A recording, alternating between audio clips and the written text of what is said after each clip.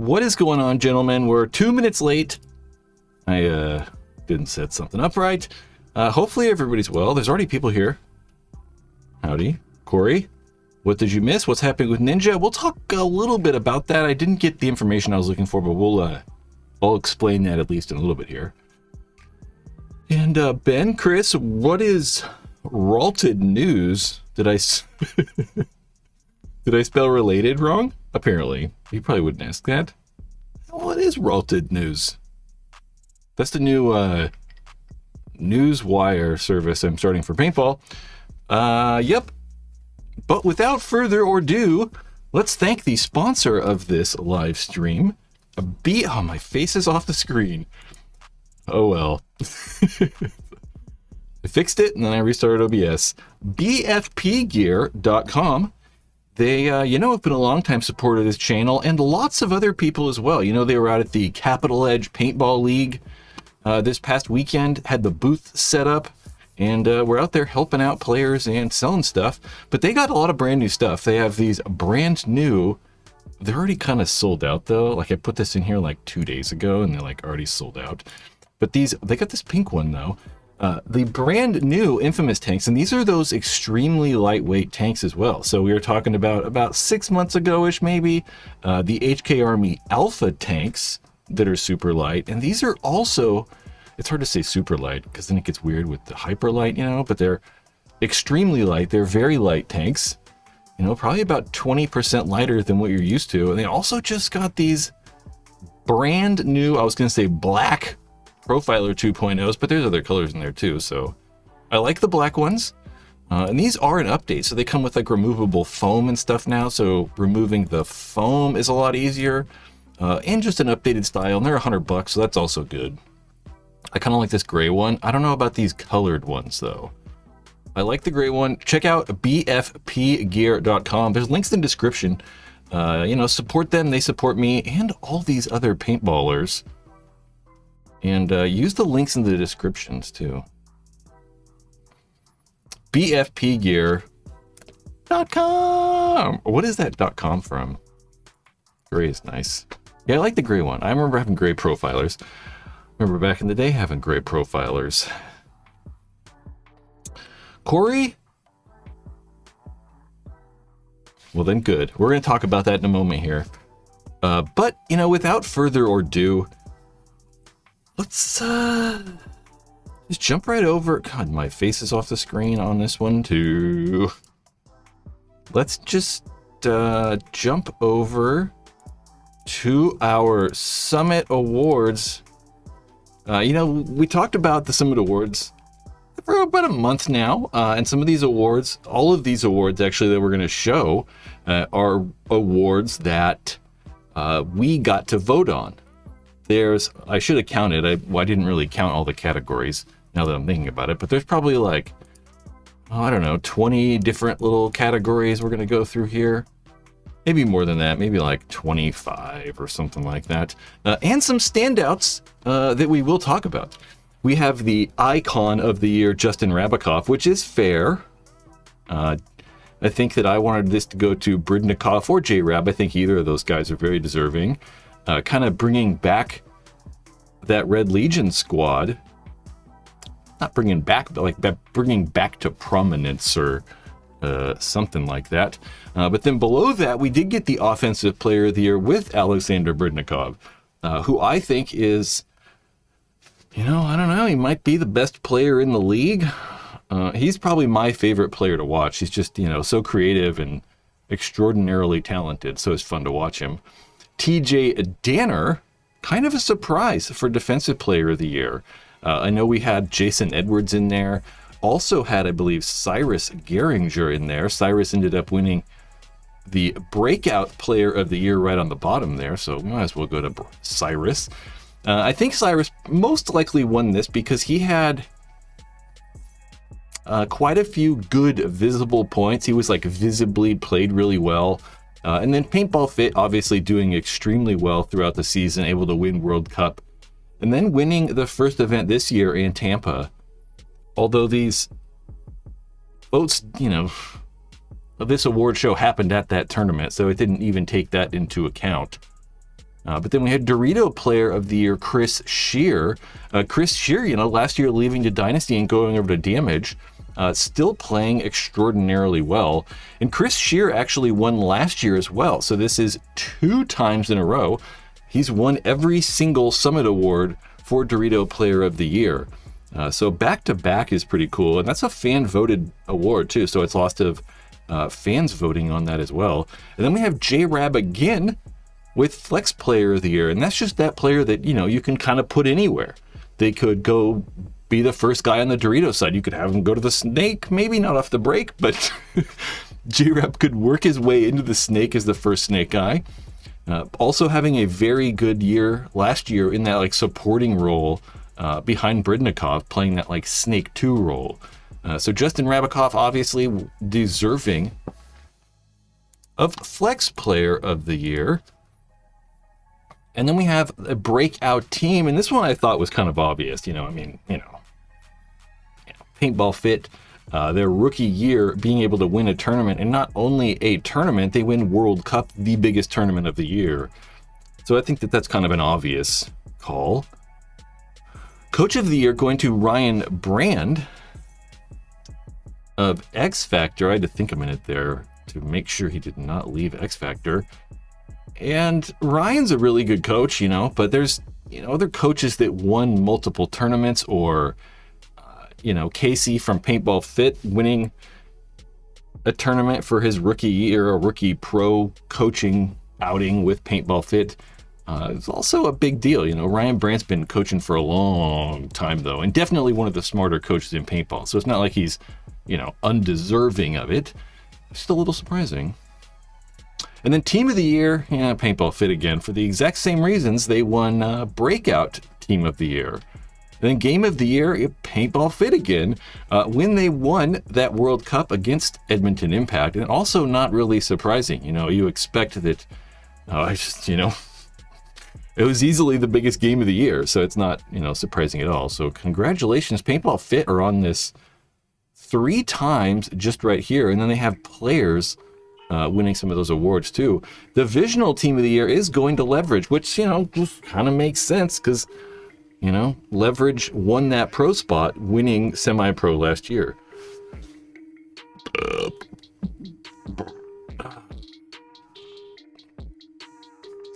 Ooh. WNXL Player of the Year, MVP. I don't know why it says MVP at the end there. That's my fault. Jen Folk is again winning. She won last year as well as WNXL Player. And I'm sorry, I just don't know a ton about the WNXL. It's mainly just because, it's going on the exact same time as the pros are playing. So I'm just, I'm going to probably watch the, Major League Paintball Go Sports webcast. So I just don't really know a lot. I know she does a fantastic job in the announcing booth. I really like her in the announcing booth. She does a great job. Smooth talker. She knows what she's talking about. WNXL Breakout Player of the Year is Hardly Courseman. Hardly is crazy. That's almost Bradley. Pretty cool. Sorry. I meant to do, I probably should have, researched you guys a little bit more. Offensive, someone just let us know in the chat or something cool. WNXL Offensive Player of the Year is Tatia Blanco. I don't know, sorry. WNXL Defensive Player of the Year, Krista Titus. Sorry, girls. I'll do a better job at this in the future. WNXL Team of the Year, the Heroines. The Heroines, I believe last year, they won the series championship, and I think won 3 tournaments or 2 tournaments. They were easily far and away the best team, and it's turning out to be maybe not that this year. I know they did not win this last event. I don't know who won the WNXL. Could have told you last week, but I've already forgotten. European Union. Let's go with NXL Europe Player of the Year, not the EU Player of the Year. So that's Alexander Pizzone from the Tauntauns, and it's kind of surprising, I don't know, he's a legend. I mean, he's one of the better players for sure. I don't know who else that would be. Maybe Samotrov. I mean, Samotrov played with some team in Europe. I don't know. EU Team of the Year is Scalp. I mean, Scalp just crushed everybody last year. So kind of like Paintball Fit did in Semi-Pro, Scalp just slaughtered everybody last year. So they're kind of an easy pick as well for that, I don't know, European Union or NXL European Team of the Year. Ben Lawton, Femme Fatales, there we go. And then Dallas Vibe in second place. Heroin's got third. Again, I don't really know that much about the ICPL here either. ICPL Team of the Year is AC Empire, which is kind of just a mash of people. I mean, we look at that and you're like, man, it's probably just all AC Dallas players or, you know, guys. But it's really not. It's just filled up a bunch of guys from Texas, I believe, all kind of playing out of that like Paintball Fit Texas Triangle area or whatever they call that. And then Mark Johnson, ICPL Player of the Year. Mark Johnson also, owner of AC Dallas, their pro team. And then, you know, obviously playing for Empire, AC Empire. ICPL Amateur Team of the Year goes to Air Assault Factory. Good job, guys. They probably won a bunch of tournaments. I should have done planning on this. I don't know why I didn't have listing for the ICPL Amateur Player of the Year. And I don't know anything about these guys at all. So we'll just kind of gloss over these. Pro Referee of the Year, Matt Howell. Most Improved Referee of the Year. I thought this was kind of funny. I was like, that kind of sucks though. Most Improved, that's a good award. That means you got better. But you're like, man, last year I sucked. I thought about that. I was like, man, I was the worst. I was like a bad referee before. Kind of sucks. Head Referee of the Year, Jason Friend. Divisional Referee of the Year, James Robinson. Referee Staff Excellence Achievement Award, Caitlin Bennett. I have no idea. Referee Staff Excellent Achievement Award. Maybe she does like planning or something for the league there. And then Mike Boogie, I don't know how the heck to say his last name. Bolagub Award. I'm not sure who that is. Boogie is a gentleman who's played for a very long time though. Played 10-man for, I believe, Lockout, Annihilators, a Florida guy, but I'm not entirely sure what that award is for. Just being cool, I guess. Innovator of the Year goes to Jack Wood from Planet Eclipse. This one I kind of wanted to go to John Chambers from Die.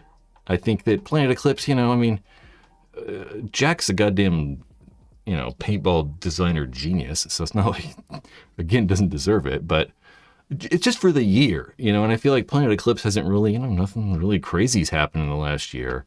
And at least Die, I don't know, came out with the MXR, I guess. We'll talk about the MXR. Videographer of the Year is Brian Wolf Verbal, and he's won it for 2 times in a row as well. So he won last year as well. Along with Dan Shelley, he won twice as well, winning last year for Photographer of the Year. And then Creator of the Year, again, goes to Tyler Harmon, Marcelo Margot, the Play the Game podcast. That's all of them. That's everybody. Those are all the winners that I have. There are more awards than this, though. I don't know where you're gonna find the winners. I had to like kind of get this. Quinn from Iconic Paintball. I believe Quinn's the guy putting all this stuff together, and I was able to get these winners from him. But I still don't really know why we haven't seen it posted anywhere else. I think that I'm the first person to talk about it, which is kind of odd. You kind of think that they would put those winners over up on, you know, Facebook page or put them on the website or something. I don't know.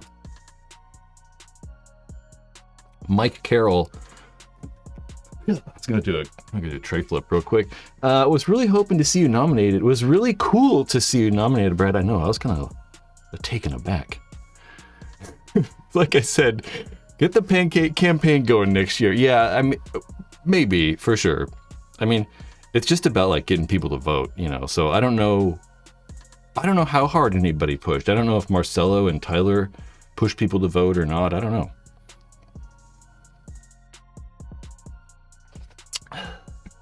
Yeah. Maybe, I don't know. And it's kind of weird if you're not there to accept the award. And I find it weird that I just don't know why we don't know who won. I talked about this like 2 weeks in a row now. I didn't quite understand ever. But those are your Summit Award winners. Some of your Summit Award winners. What are you guys actually talking about?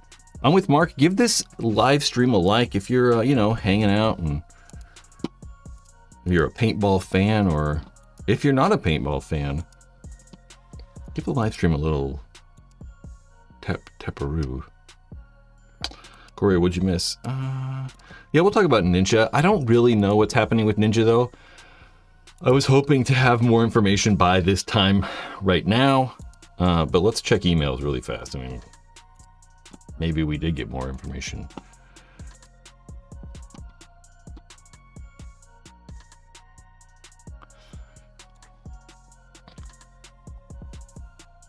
Nope, I don't think so.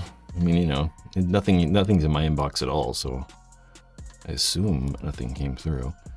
Nope. Yeah, we're not 100% sure, but I'm pretty sure that you're not going to be able to buy Ninja tanks anymore. It seems like Ninja is, I don't know. This is what I was trying to figure out, but a lot of stores, I know that 2 store owners have been struggling for the last few months to buy Ninja products or even contact people at Ninja. And that's really all we know at this point. I mean, I sent emails to 2 people at Ninja to try and just, I don't know, get a little summary of what's going on or try to figure out what's happening. I just haven't heard back yet. I sent those out on Thursday, so I don't know. Rumor has it, though, that Ninja, we talked about this last week, too. Ninja's always been another business, right? They've always been a pressure company, so they've always built regulators and done bottle and tank things. But paintball's always been kind of like, not a side business, I'd say, but like a separate part of the business or whatever. It's kind of how, we talked about dye as well. There's dye paintball. And there's also Dye CNC. So they're just kind of the same company, but, a little separate. So it looks like Ninja may not be making paintball stuff right now, at least. I don't want to say they're out of business or something's gone or anything until I really know. But it looks like they may be. But again, I think that they just got some huge contracts. I was reading something else, and some other people were speculating that as well. So that's what probably has happened. If I get emails back, if I ever hear back from people, I'll for sure, tell you guys and talk about it. But it is kind of interesting, it's definitely not all that surprising though either, because Ninja really haven't done anything. I mean, I kind of expected them to have the SL3 out by now, and I think that at one point, they intended to have the new SL3 out. We were talking about the new Infamous bottles, and these new Infamous bottles are using the new DOT and ISO standard that allows the tanks. Hold on. Is my microphone muted?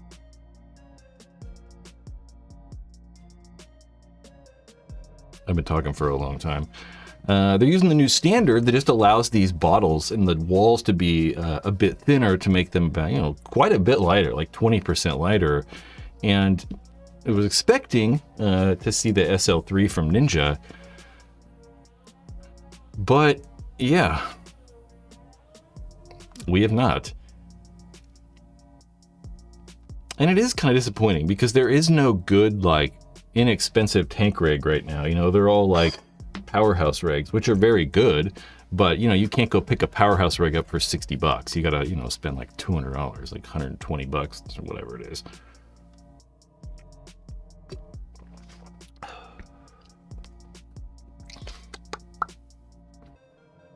Old Soul. Oh, that's fine. There's only like 3 people that work there.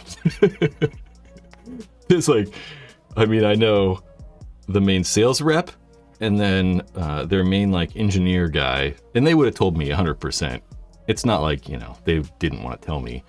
But I do know that they weren't answering phones and they've been hard to get a hold of, so they might just not be doing anything. So I don't know. Who knows? I guess we'll find out. Should I have gotten an iPhone 16 Pro Max? I don't know. When those the Max phones first came out, it was like the iPhone 8 Max or something like that. I got one, held it in my hand and was like, nope, and like put it right back in the box. It was just so goddamn big. They've gotten smaller nowadays. The thing was like a goddamn tablet back in the day. So hopefully, I'm not... I don't know. I was going to say hopefully Ninja doesn't go out of business, and hopefully they don't, or hopefully it's okay and they're just like retooling their business, because they've certainly seen a reduction in sales, mainly probably more so in the high end. Because, the Powerhouse stuff has gotten so popular, it's certainly taken into their market share. And then at the same time, a lot of the paintball stores and, dealers and stuff, if you're going to buy tanks, you're probably going to try to buy tanks from only one place because it's cheaper, right? You want to put as many... The air conditioner's coming back on. You want to, buy as many tanks as you can from one manufacturer. And if Ninja's not, they're not really moving those higher end carbon fiber tanks anymore, the only thing they really have left is cheap aluminum 48 3000s. And a lot of the 48 3000s, they're just cheap tanks. So if you're trying to sell those things for $60, and Ninja typically is going to be about $5 to $6 higher, that's a considerable margin difference. So I know that a lot of paintball stores and stuff prefer to go with like the Empire tanks, the Tippmann tanks, the HK Army tanks, because they're a little bit cheaper at that lower price point. And then if you're not buying the Ninja high-end tanks, why even buy their cheap aluminum tanks? So I could see that also being a problem. Ninja's just more money too. Their tanks are just more money than the other companies to purchase. Either way, cost, wholesale pricing, and consumer pricing. Thoughts on the carbon loader? I don't know. They were supposed to send me one. I should do that too. Hey Siri, set reminder. Email Walker.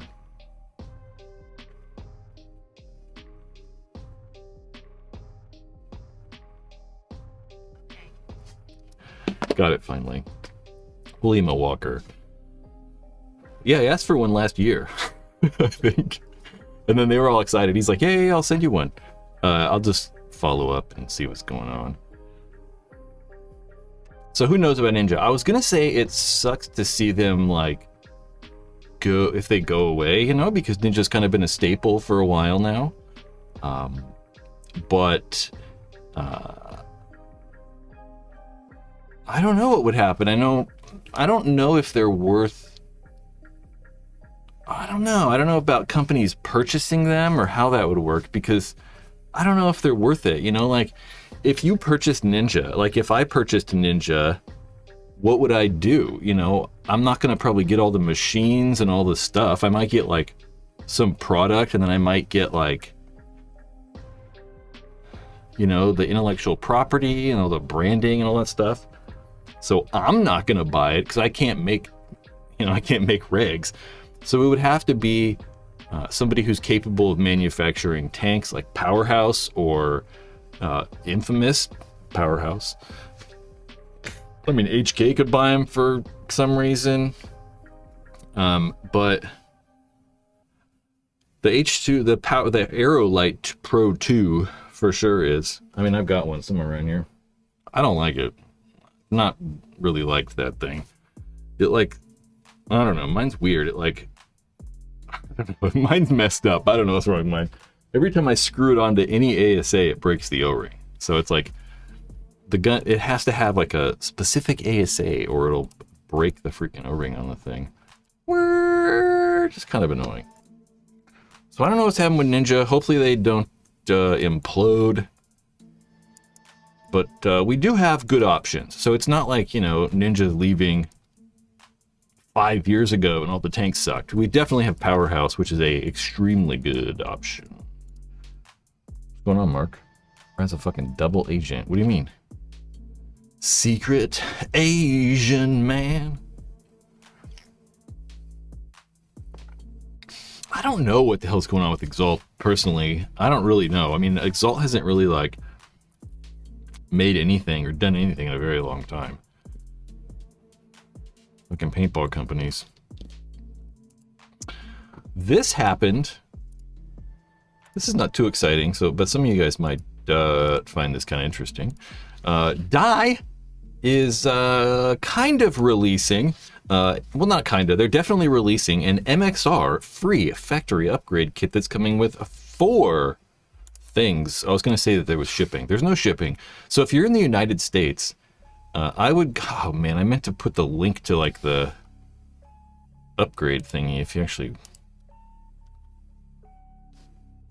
hold on, sheet. So you can do it. There's on Dye's website. They have like, whatever. Here's what you got to do to send it in. They're giving away these free though as well. So anybody who has a Dye MXR, whether it's brand new or used, they're going to give you this kit, which is really cool. And no shipping either. They're just going to send it out to you. So you just got to send over your information and they just send you the upgraded parts.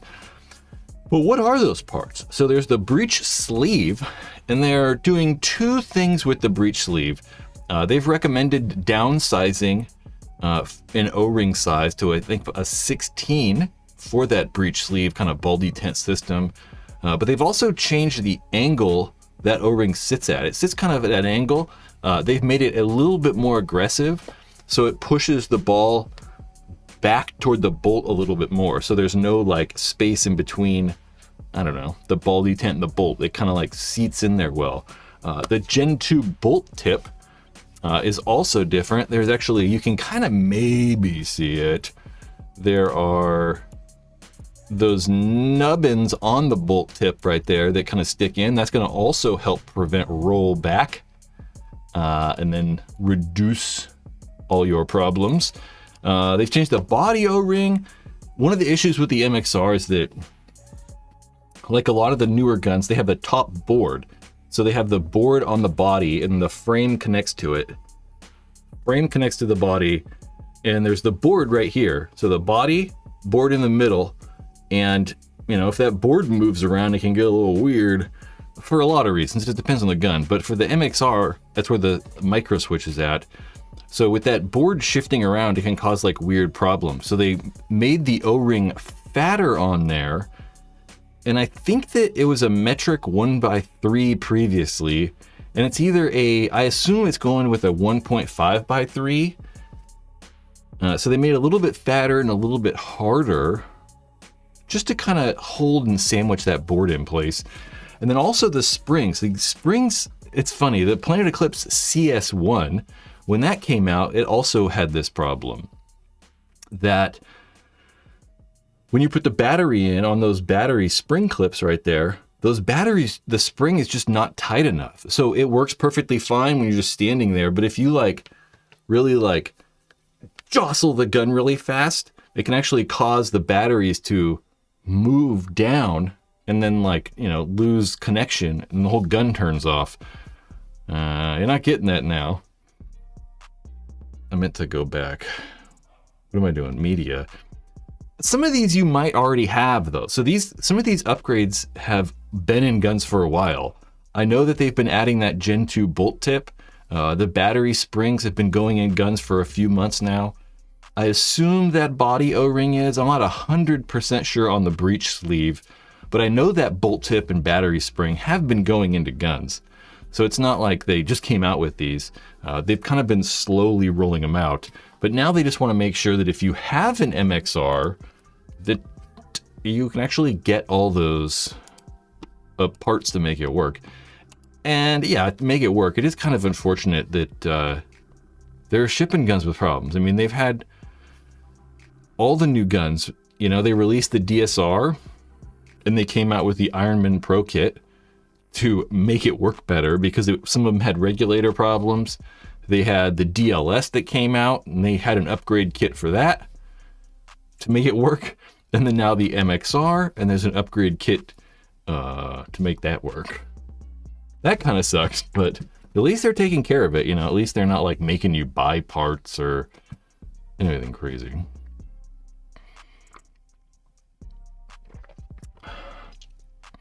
Old Soul. The free flow ones should, because I don't think they don't have any of these. Well, they do have a different bolt, huh? So I don't know. But the breech sleeve and like the spring clip and all that stuff should be exactly the same. I couldn't imagine them like changing out those ones. What's going on with Virtue? Husband? You guys talking about my husband? Oh, there. Okay, Xeno Dog. Do recommend rechargeable batteries. It probably matters. I mean, you know what? I don't know. I think you're okay. Why not? Yeah. Go for it. I think that as long as you're buying, like, you know, I know it's weird to say buy brand name batteries because it makes a difference, but it really kind of can. Because one of the things that sucks with like rechargeable batteries is it might not be that big of a problem nowadays. It's been so long since I've talked about like rechargeable batteries. One of the problems with rechargeable batteries like 10-ish plus years ago, at least when the ones like we used in Paintball, I'd say all rechargeable batteries, especially 9 volts. When a lot of guns used to work on 9-volt batteries, you'd get a lot of 9 volts and you'd test the 9 volt and it'd be like 10 volts. They'd be like 9.8 or like, you know, higher voltage, so it can mess stuff up. That's why we used to say I would avoid rechargeable batteries because they can like over voltage and get all weird.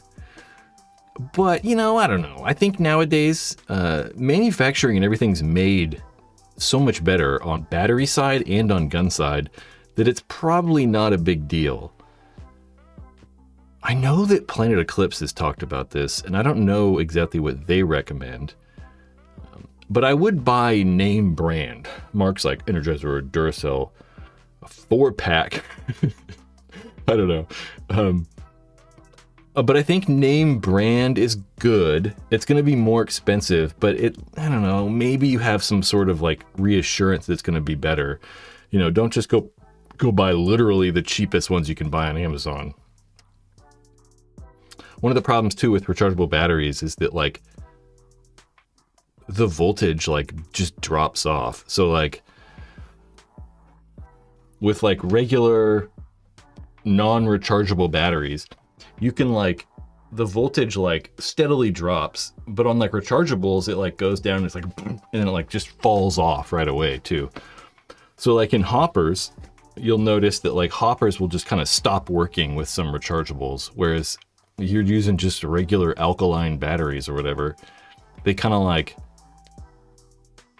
slowly stop working. So your hopper is going to like just get slower and slower and slower and slower and slower and slower. Not as soon as you put them in, you know, you're going to use them for a while. It's been so long since I've used batteries and hoppers. You know,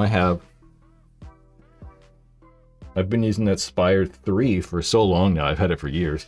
And I have their N-Charge battery in it, their rechargeable battery. So I like it for those. So if you have like the Spire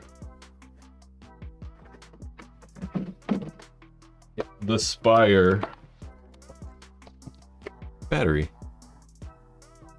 I like that for sure. It just makes it so much easier. It's like, oh, you're not gonna worry about batteries ever. It's like always full. Like, I don't know. I charge it every time I go play and it's like 100% all the time. Batteries. I can probably turn the air conditioner off.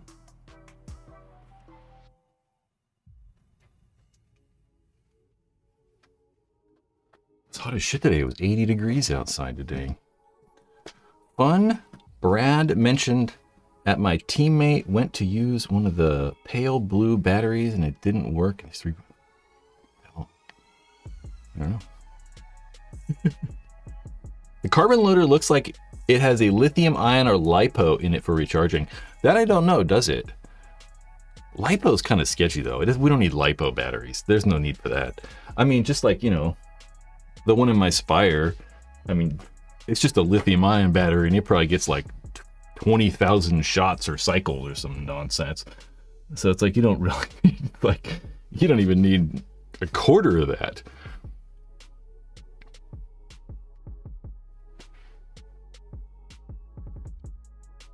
Yeah, rechargeable batteries, I mean, when they're inside guns, they're fine. I like them when they're in guns. You know, at one point I didn't, but it's growing on me now. The only reason I didn't like them in guns or hoppers previously was because, you know, you have no way to just change the batteries really quick. You know, if I get to the field and that battery's dead, you know, I gotta disassemble it and put the battery pack back in and like do a bunch of stuff.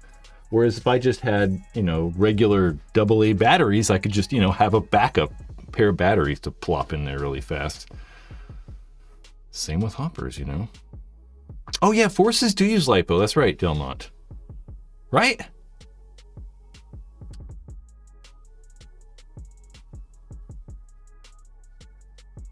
I believe so. I think you're right. Now I'm second guessing myself. I know they have that weird ass battery terminal.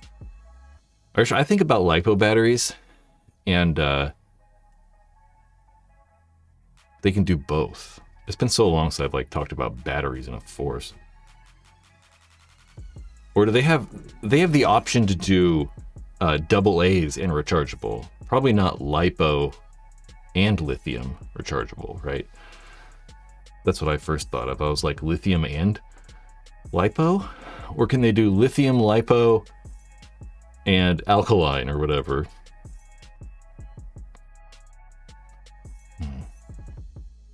Check your hopper. Someone replied. I'm going to read it. Do you think the new ball sack pod filler is worth the 90 it's going for on pre-order? I don't know. I know I've seen. Let me double check. I'll look it up really fast.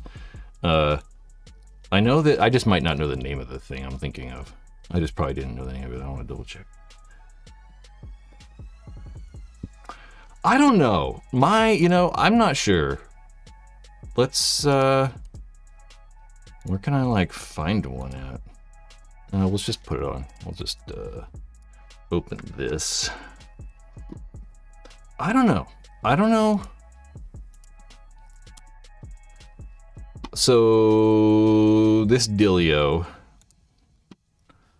and I think that it's designed to hang it, right? You're like supposed to hang it up. Yeah, like that right there. And at the bottom, there's going to be some sort of thing that you push. Yeah. It's like just a trap door, right? There's like a door right here and you slide the pod in and it pushes the door back and then paintballs feed in from the bag. It's pretty simple. I don't know. I've used a lot of these things. I've used just like this Valken one.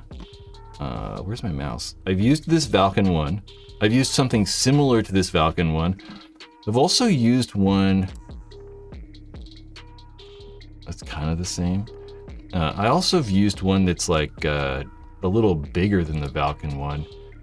And honestly, I don't know. I find that it's just more cumbersome, right? Like, I can load paint from just a bag of paint so fast.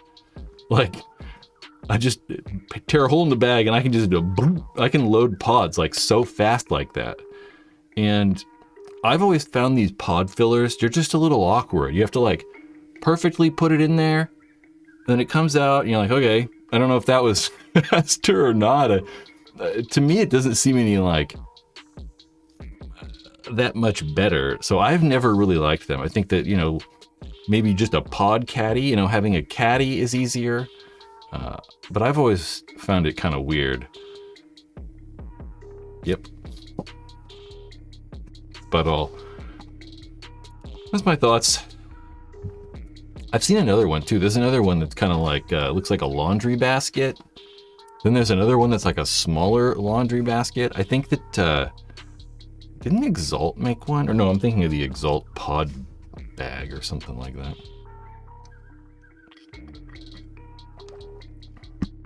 I don't know. Yeah, Mike, Pew Pew Mike. I like the concept, but I hate taking those things to the field. That's what I was thinking about too. I was like, man, because when I've used them, it was at like PSP tournaments, and I was like, were we like lugging those huge things to the field? I was like, I don't think so. Like, I don't know who was putting that in their checked luggage. So I was like, I don't know. But I never liked them. I can just load fun out of a bag, you know.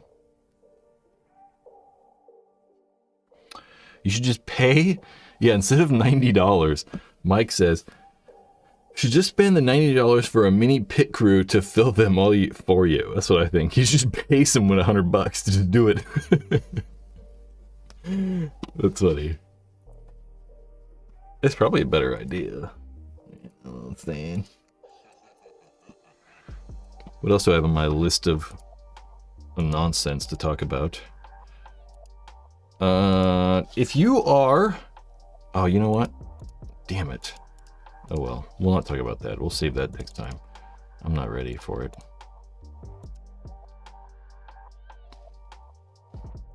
We can talk about this. I got these the other day. Boom. Boom. And we can actually turn the top-down camera on. We're going to talk about the... Okay. Look at how, like, bright that is. Holy camole. Yeah, that's better. Okay, I'm going to move some stuff around. I got glasses and crap all over the place. Okay. So G1 Paintball, they sent... I don't have my... Do I have my mask in here? Hold on.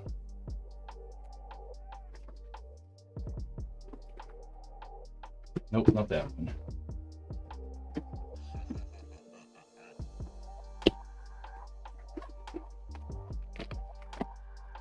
God damn. That's a very important piece I didn't know was in there. I think it's in here. There we go.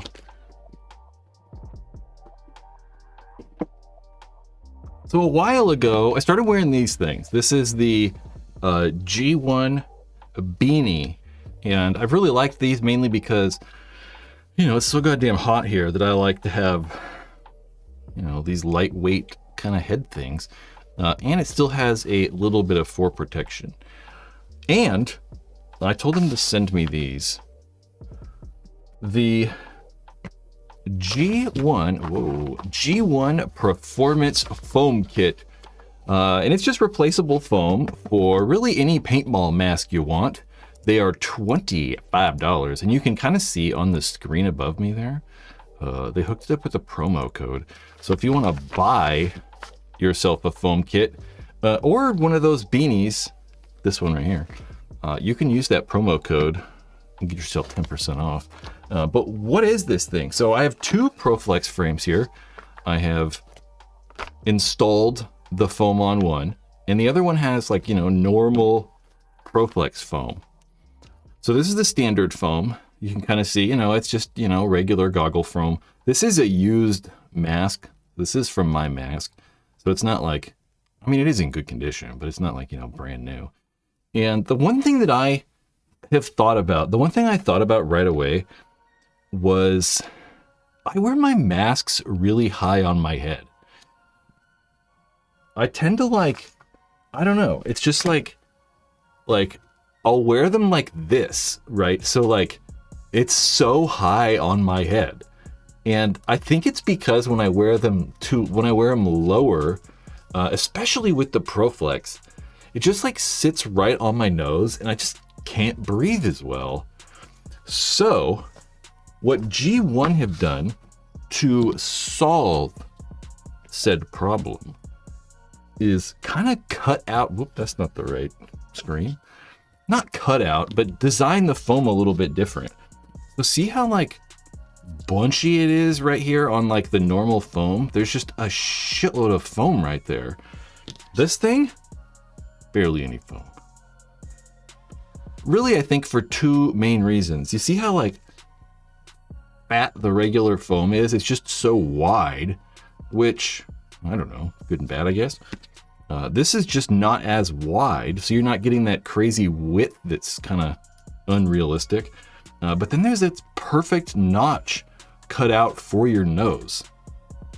And like, there's no question, when you put this thing on, it just feels completely different. Like, even if I like wear it low and really pull on the thing, like, it's literally completely different.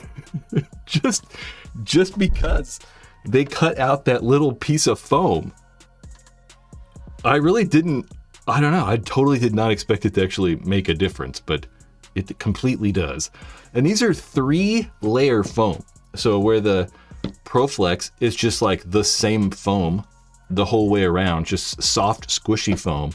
These are kind of, really kind of two, right? You have that black foam, which is about the same squishiness as just the regular foam.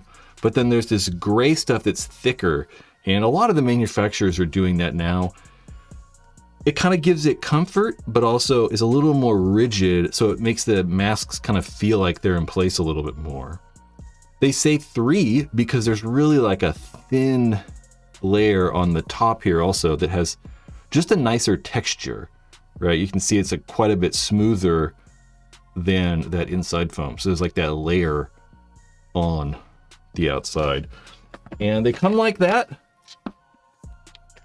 You get 4 things really.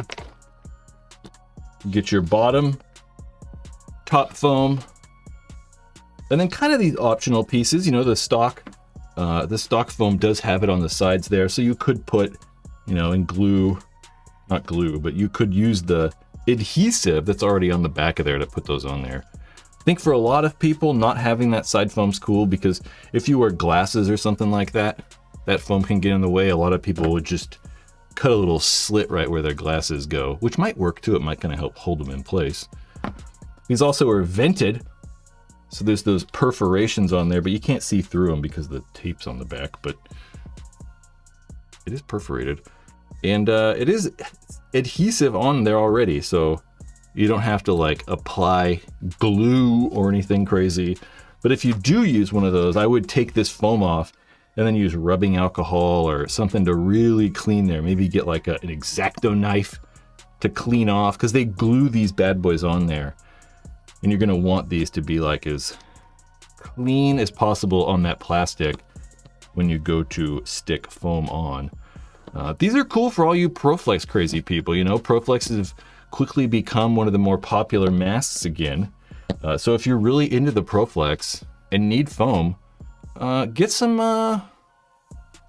you know, the G1 Performance foam kit.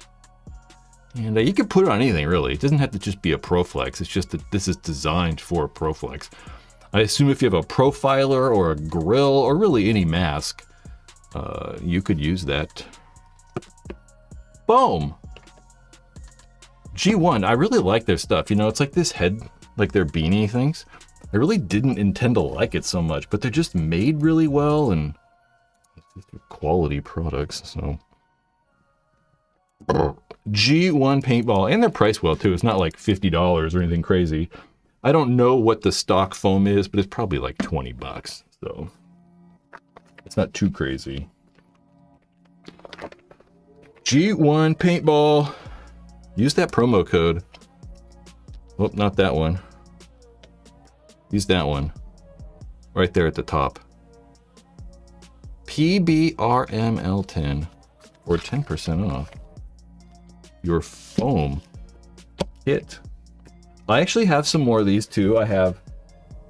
They're over in that closet though, so I'm not gonna go over there, but I have 3 of these, and I might put one on my profiler. So I might take my profiler foam off and install this stuff.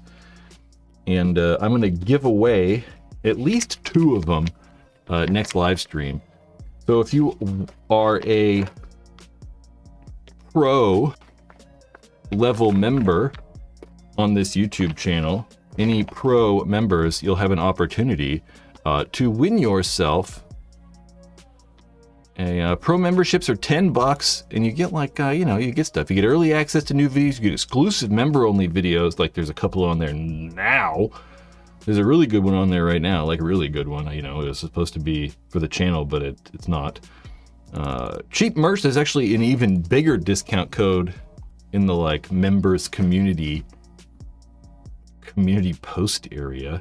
But pro members are going to be eligible to win a G1, whatchamacallit, foam kit. And you can help support the channel, Oh, that's not the button I meant to hit. It's all right. It's all good. Oh, there we go. Restless Skiing? Is it? Or maybe it's Restless King.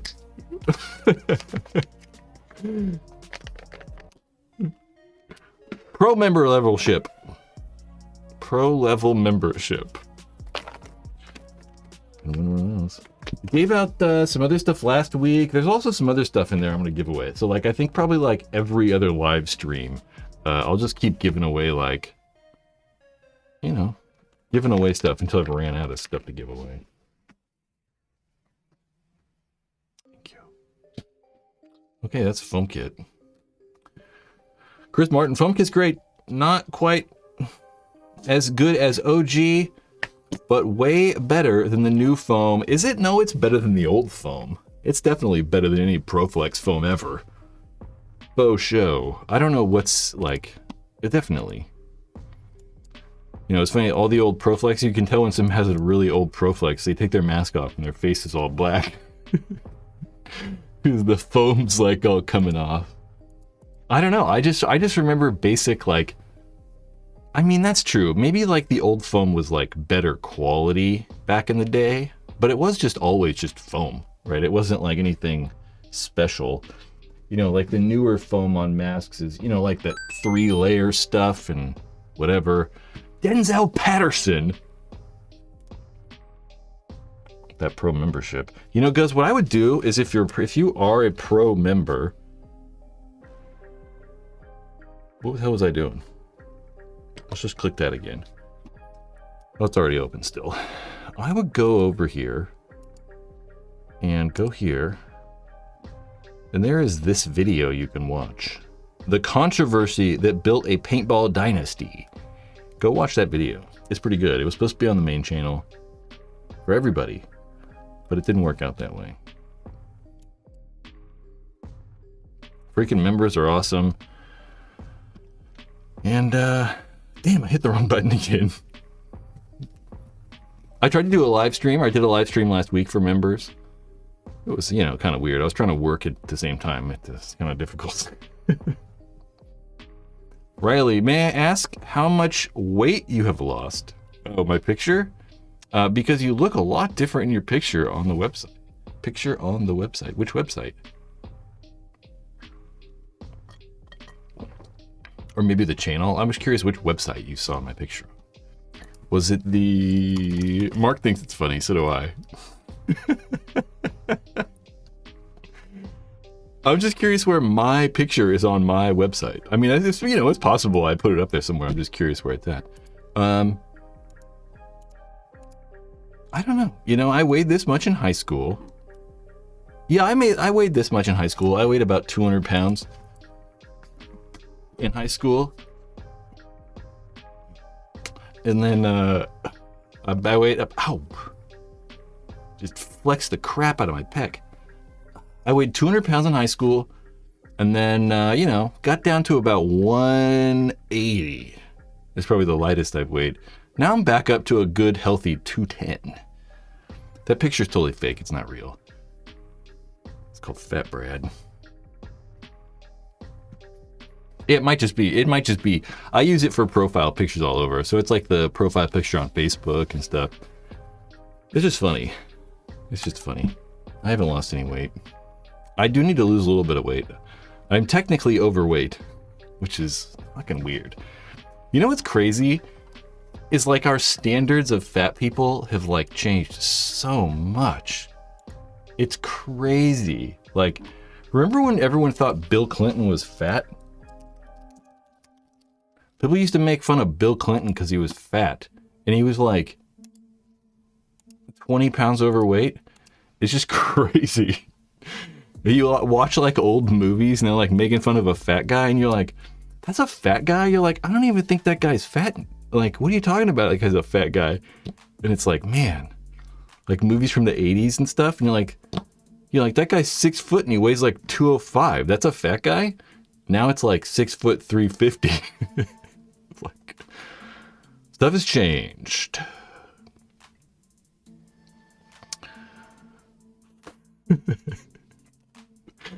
We always end up talking about that picture. I think it's funny. Yep.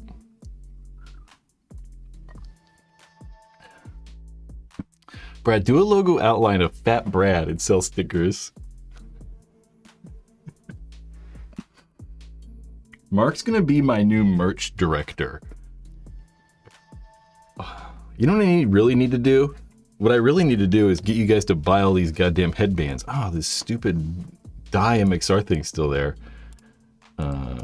Buy headbands and then we can come out with some Fat Brad stickers. I gotta get rid of these headbands so I can come out with new stuff. I keep saying that. It's been like, 400 years. Something like that. Buy some merch. You can buy headbands. They're $30, $75 if there's a 3-pack on there. You can get this cool hat. Someday I'm gonna come out with the overalls. That's my end goal for the merch. Overalls. Thank God you're alive. Without, what should I get? A LV 1.6 CS2 or a Geo 3?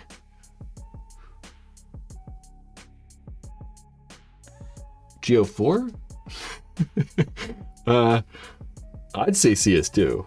I say CS2 because I think that the ergonomics are the best. Like out of all those guns, I just think they feel the best in my hand. I really like the Geo 3. I'd rather have a Geo 3 than a Geo 4. So I'd rather have a Geo 3 than a Geo 4. I'd rather have the CS2 though. I don't like old guns. I think it gets weird when we're talking about old guns because parts just get so rare. I know you meant Geo 4, but I'm still talking about Geo 3. Yeah, parts just get rare for some of these old guns. Mark, I'm with Mark. How can we get this to 100 people to like this? If we just get like 97% of you to like it. It has to be like an incentive. What if I eat a pile of shit if we get 100 likes?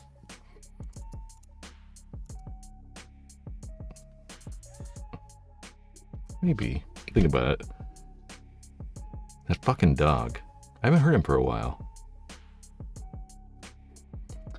CS4 or a Geo 4 CS2. But I think if you're going with CS2, get a CS2 Pro.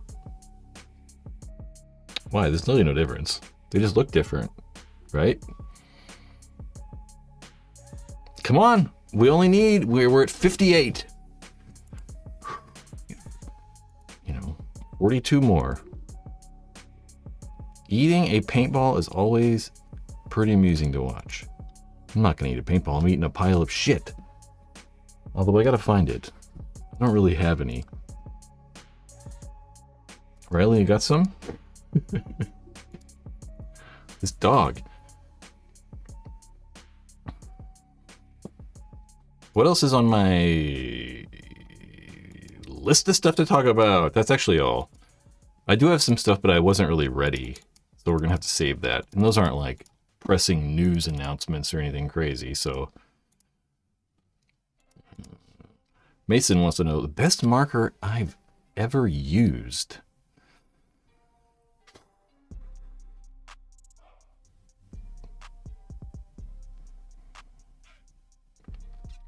I don't know. It's hard to say best. I'd say like my favorite and best. My favorite, honestly, was probably a G7, an Angel G7 Fly I had. And that honestly might have been the best shooting gun I've owned. I couldn't say in comparison to like the new guns, it was the best, but that gun like worked better than most things like it. It was just like a really good one for some reason. Like, it was just really good. I don't know why. It just shot, it seems like twice as good as all the other G7s. It was crazy air efficient, and I don't know, I just really liked that gun. I think probably the best shooting gun ever that I've shot, I don't know, you know, like, I think that most people think like, nowadays, right, when we're talking about these guns, like CS3 and, you know, we're talking about the Geos and stuff, we always want them to be quiet, kick less, and, you know, shoot smoothly and all that stuff. And I'd say that like the smoothest, quietest guns are the DSRs. And it doesn't have to be the DSR Plus even. It's like the DSR Plus. I mean, they essentially shoot identical. And it's kind of crazy just how quiet and how like little feedback those guns have. I mean, they like barely do anything when you shoot, which some people like and some people don't. I know that like that's what we're kind of going after, right? But I like the guns to have a little more feedback. There's something about the DSR that I just don't really like the way it shoots. I mean, it shoots exceptionally well, but for me, I kind of like, I don't know, just a little bit more of a thunk to it. You know, I don't want to be shooting like a Spider Victor or anything, or like a 98, but just a little bit more. So I would probably say that the 180R right now, or at least, you know, the past whatever decades, is probably the best shooting gun. That's the one that I really like. The 180R. And what's crazy is the 180R is like, you know, not their higher end gun. Crazy. Ooh, the Threshold. Those things were awful. They were just, all the dangerous power guns were just kind of like, ugh. Denzel. Same with the R5. What do you mean? I don't know what that means.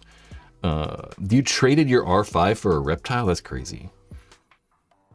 Would you believe me if I told you I bought 8? When I owned the store, I bought 8 reptiles before they were ever announced. They're like, we have this new limited edition gun. I was like, I'll take 8 of them. I probably shouldn't have bought 8. They all sold. I mean, I sold them all, so it's not like it was that bad, but... Mason, does a $1,300 not matter if I'm using regular park paint? No, not necessarily. I mean, no, because, I mean, you got to think like a good paintball. Good paintballs are going to be more accurate, and they're going to be probably more brittle. So they're more accurate, they're more brittle, and they mark better, right? So that paint inside is going to be, you know, brighter and thicker, so it just, you know, stays on people better. But, you know, there's other things, you know, it's not like, I lost my train of thought. Where was I going? Where was I going with that? Do you need $1,300 guns if you're only using field paint? Damn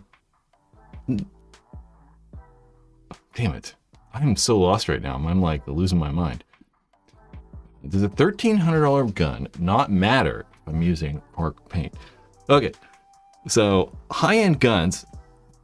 Jesus Christ. I'm having trouble right now. My brain's not working. I'm gonna have to like collect myself. Hold on. $1,300 gun.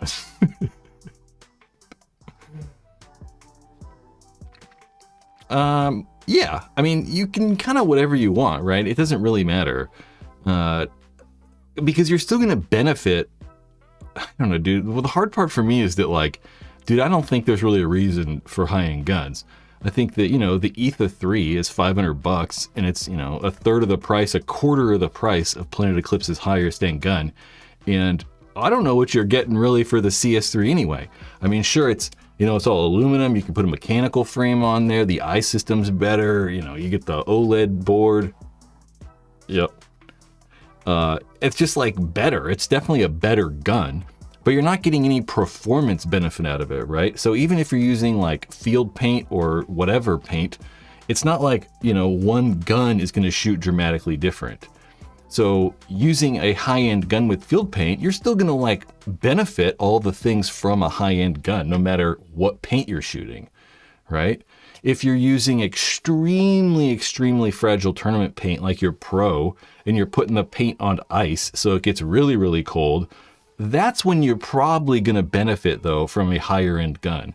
Because typically, the higher-end guns are a little bit easier on paint.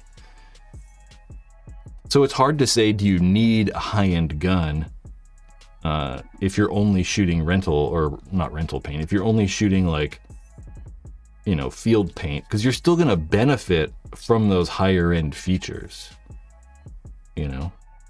Because like a $1,500 gun isn't going to be more accurate or whatever than a $500 gun. So it's like the paint's kind of, it doesn't really matter, if that makes any sense. We got there.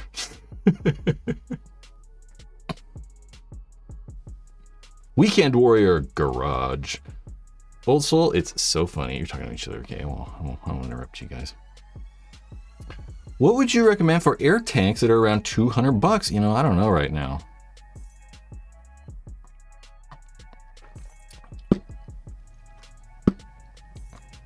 Let's go look at tanks. Why not? Let's go over to bfpgear.com and type tanks, and let's go to compressed air tanks. And what size tanks are we going to look at? What size are we going for? Let's just say 68, because that's like the most common tank size. Well, last time we did this, last week we talked about how good Empire's regular tank regs are. Doc Fire here on the YouTube did a whole video series a couple years ago about testing various tank regulators. And, you know, under $200 for a very long time, I'd recommend Ninja, but Ninja's been going through a little bit of weirdness. And honestly, if I was buying an inexpensive bottle right now, like, let's go, man, this is so small, my monitor. Price, low to high. We might have like some weirdness in there. No, not really. That is what I'm buying right there. The Empire Megalite. If I want a inexpensive compressed air tank, I'm probably buying the Empire ones. Because I really kind of do. I mean, this JT one's the same. JT, Empire. That's what I'm buying. The Empire Megalite, that's what I'll say.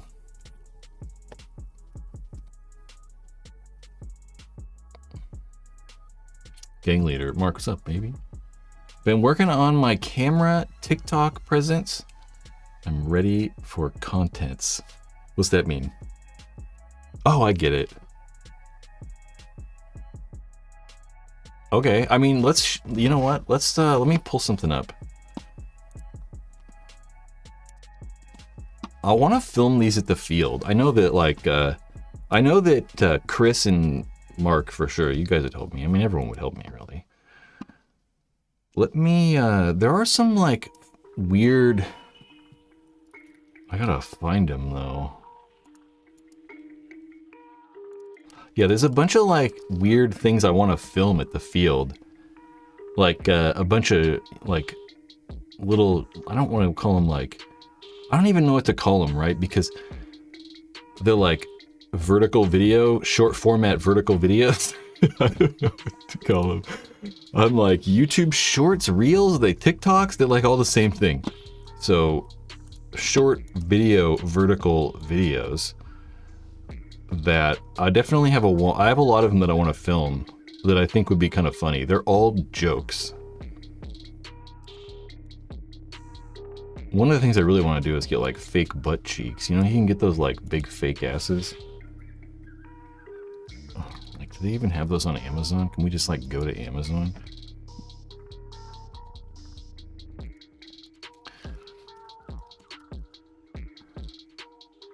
Oh my god.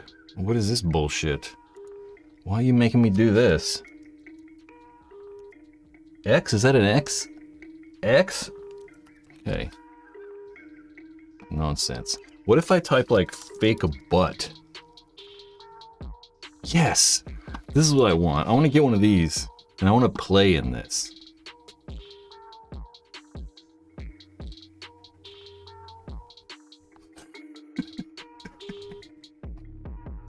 How about like a fake muscle? Whoop.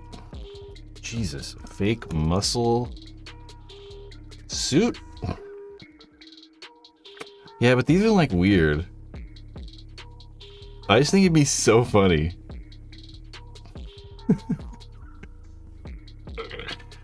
Anyway, that's what I want to do. Think that would be fun? It'd be kind of interesting. The BBL special. What I want to do. I want to get like just big fake ass. It'd be funny. It'd be great. Yeah. But I gotta buy a fake ass. There's a bunch of little like knickknacks I gotta buy that I don't want to buy them just to make like little, you know, Instagram reels or like, you know, TikToks and stuff. Cause I don't know. Maybe I should, but I'm just cheap. Me and a couple buddies are planning on playing one of our field scenario games in French maid outfits. I'd like a banana costume. A banana costume would be pretty fun. Mark, you ever think about doing a live stream paintball field? I have before. I've done plenty of them at the field. I mean, the biggest problem is like, there's no bandwidth. I mean, it's really difficult. Like even at the field, like just streaming from my phone at the field, it like cuts in and out and like, it's like kind of weird. I have thought about like trying to set this up at the paintball field, but I don't think I could do it. I don't think I'd have like enough internet speed to do it. It gets weird. It's just because we're kind of in the middle of nowhere. Well, I don't know. Maybe it's a little bit better because they built so many houses around. Maybe there's like, you know, better service right there. I should check it next time I'm there. Because I definitely have done like a lot of them walking around. Like I'll just walk around the field. But it's been like a long time since I've done that. Okay. Buy them, make a video, do a giveaway as a Fat Brad BBLs with a stamp stick. A sticker. I'd like the Fat Brad. I think we'll do the, I think that would be funny to do like stickers. Trash with service. Yeah, it's hard. I've even looked into buying like I don't know what they call those things, but you can buy like a hotspot thing, but you can put like 4 SIM cards in it and you can connect to like 4 different towers or whatever, and it can pull it all into one thing. But that's like crazy. I know they have Wi-Fi out there. I've not asked, but I think it's only over by like the check-in area, you know, and you get far enough away from that and it would just die. Like if you're over, I think out by the airball field or something like that, over where we sit, I think that it won't even. They are cool, but I have no use for like $1,000 4 SIM card hotspot thing. And then I gotta buy all this service. I'm like, I have zero use for this.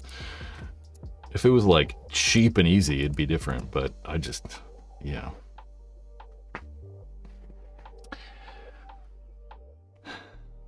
Wi-Fi boosters. Yeah, but then we gotta like, it gets weird. I don't own the equipment. I don't want to start fucking with their shit. I really don't want to. It's like the last thing I want to do.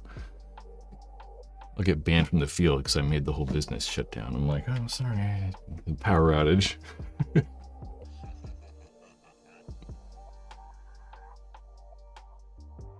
$100.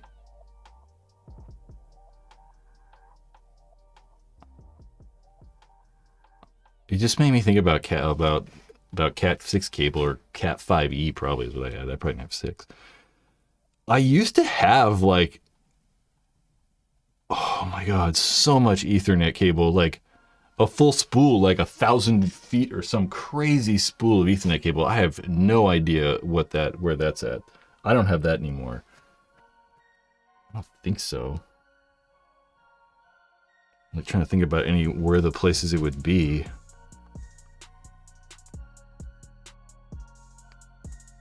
I don't think I have it anymore. Fucking Ethernet.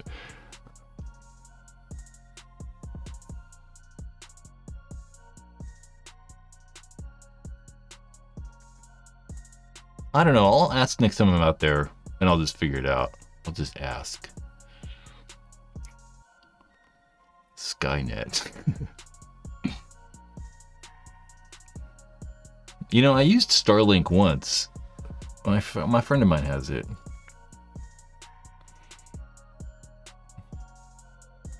I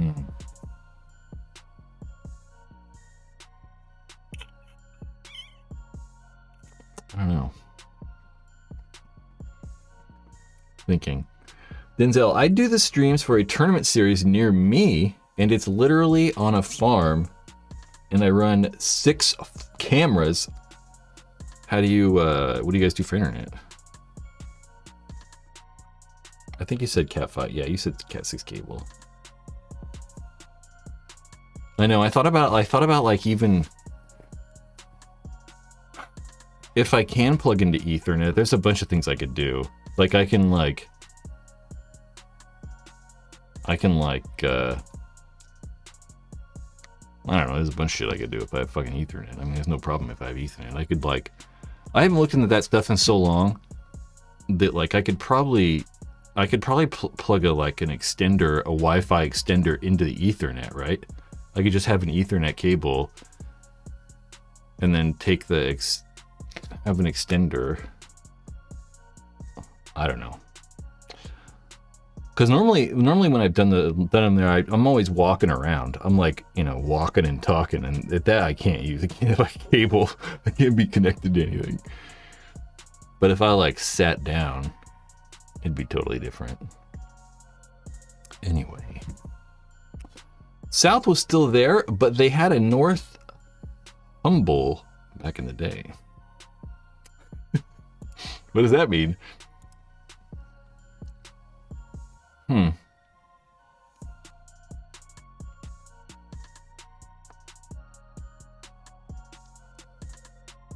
Yeah, for sure. You just run it straight to the router. I mean, yeah, that's what I'd do. That's what I'm doing right now. It goes down this wall, and then it goes up along this wall and down out this door. Actually, I don't know. You know what's the problem is? I'm on Wi-Fi, and I'm plugged into the router, so I am on Ethernet. And I don't really know which one it ever uses. It's an interesting situation. Because I kind of have to have the Wi-Fi on, too, to talk to different devices around here.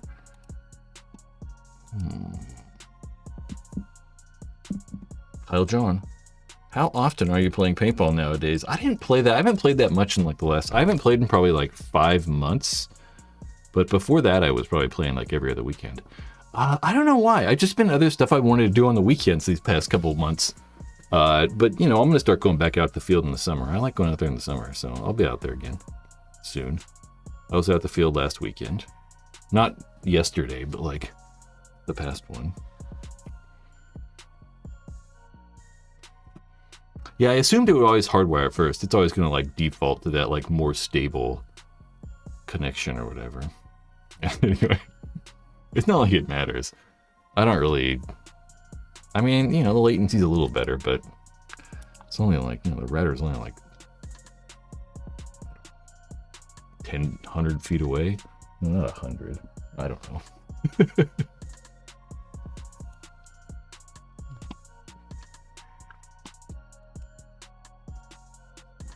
Anyway, we'll figure it out. Maybe.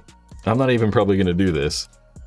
Because I don't want to do it, you know? I go to the paintball field, and every time I go to the field, I'm like, all right, I'm going to film this stuff today, and I got to do this today, and then sometimes I do it, and then sometimes I'm like, man, everyone's just hanging out, having fun, and I got to work? So a lot of the times I, like, don't really want to, you know?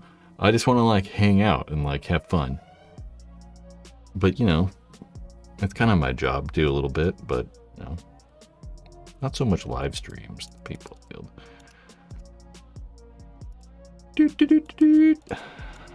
See anything else I can talk about? Nope, I ain't got nothing else to talk about. We'll just keep winging it. Maybe make a video about that. Sometimes the staging area is the best part about going to the field. I'm totally with you. I mean, like, I've thought about it so much. It's just so, like, not within, like, I don't know. Like, I'm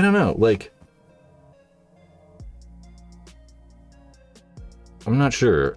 I would say it's like, record yourself eating papaya salad. I'll do that. Shit. I do that every day. I should go to the restaurant. That's what I should do. What was I talking about?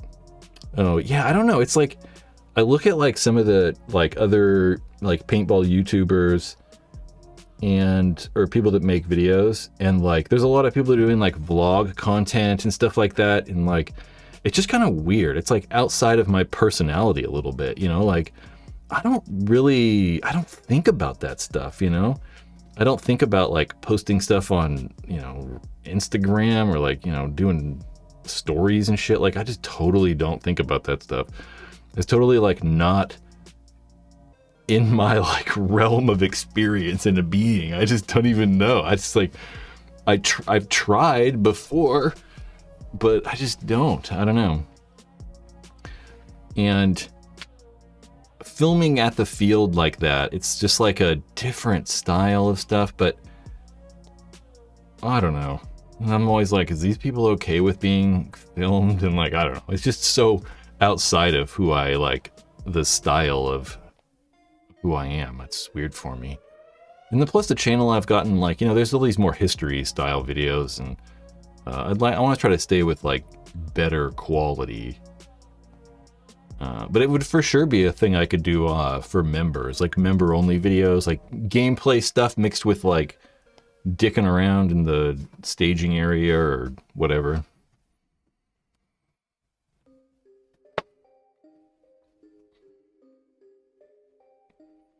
Oh, I know, Mark. I just think about like all the crazy shit that everyone says over where we're hanging out, you know? And it's like, can we film all that and put on all that on the internet? It starts to get weird. We're gonna have people getting fired and canceled. You're not gonna be invited back to the field.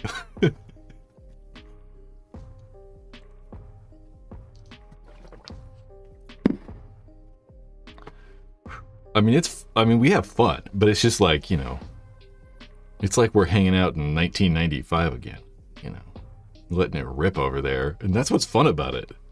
That's what's so fun about it, though. And I don't want to, like, make that weird by filming us, you know.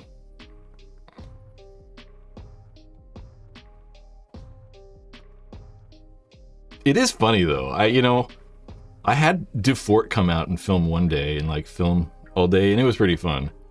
But I gotta pay him to film. I can't have him just come out and help. He's like, you know, a professional in a way. Any paintball company that came and went you miss terribly?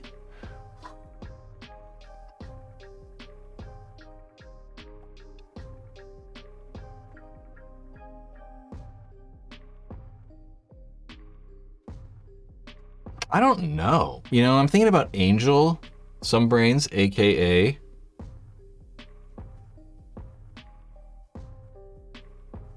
Yeah, that's why some guys are crazy. That's why women are so good for us, some of us. I could benefit from that. Dudes are fucking stupid. I don't know. AKA, I mean, I want to go and say Angel, I've been making a Bob Long video recently. Everyone let me know in the chat, what do you guys like? Paintball companies that went away that you miss, that you wish would come back, or maybe just never went away in general. I'd say Angel. I also want to say Bob Long in a way. But you know, I really wish Bob Long would have just never made those stupid like victories and the mark and like all those guns I really did not like. And I don't know, everybody liked the Intimidator so much. But I don't know. I just wish they would have gone to those. Because that's one of the things, like, it's coming. I'm going to hopefully be finished this week with it. So hopefully we can find a sponsor. Like, well, CP is actually kind of good. They're still around, but they don't make anything. They haven't made anything new.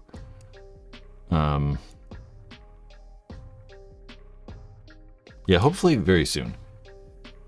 But that's kind of one of the things that I like came to the conclusion of. I was like, you know, the Bob Long guns, what kind of happened? This is like the timeline gist of the video. What Kai Reds is also a good one.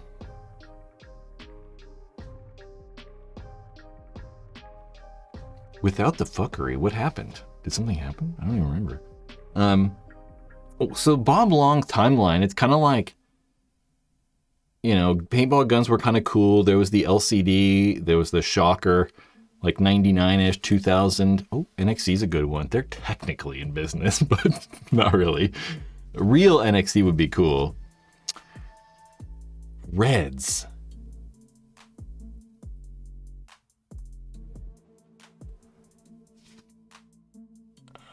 Because Greg Hastings owned Reds, right? That's why it's named Reds, because Greg Hastings' name was Red, because he's a redhead. And then they named it Red. Ooh, Techna. Damn. Like Techna triggers? I thought about making carbon fiber triggers like a while ago. I can't make shit in carbon fiber, but... So Greg sold it. Jeez. I've just forgotten about that, I guess. Damn, Techna triggers are back? Seriously? That's pretty cool.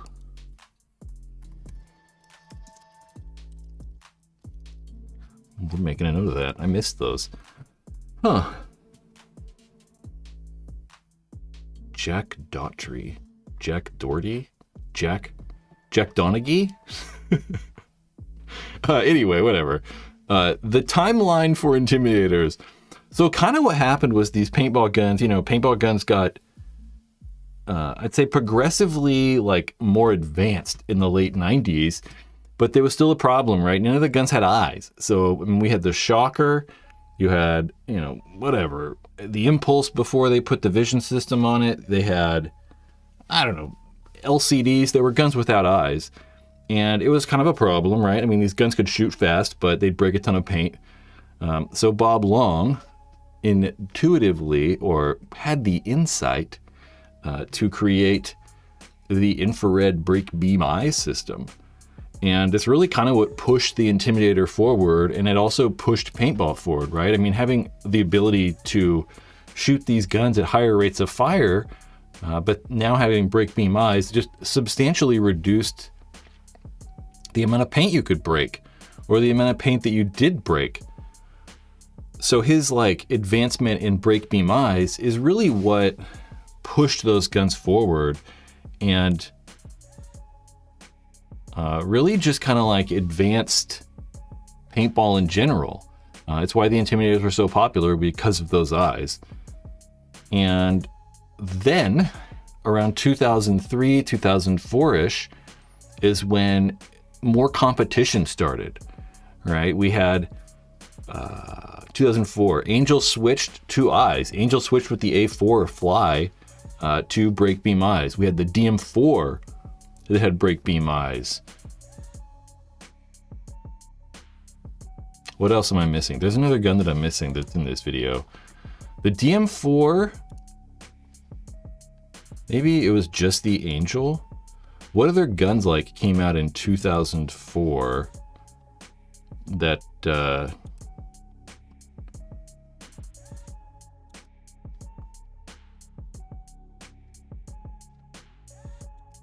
I'm gonna have to open this, like, I'm gonna like open the whole script. I'm hoping someone tells me.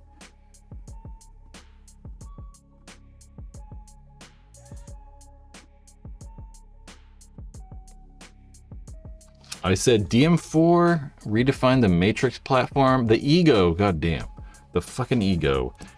Not 2004, but kind of, you know, somewhere around there. I just say that that's when they started. The Intimidator started facing that competition.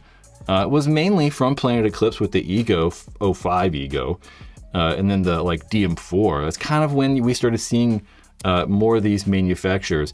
I know I want to say the Shocker SFT, and in that video I mentioned the SFT, but the SFT still used that reflective eye, so it still used kind of that shitty eye system.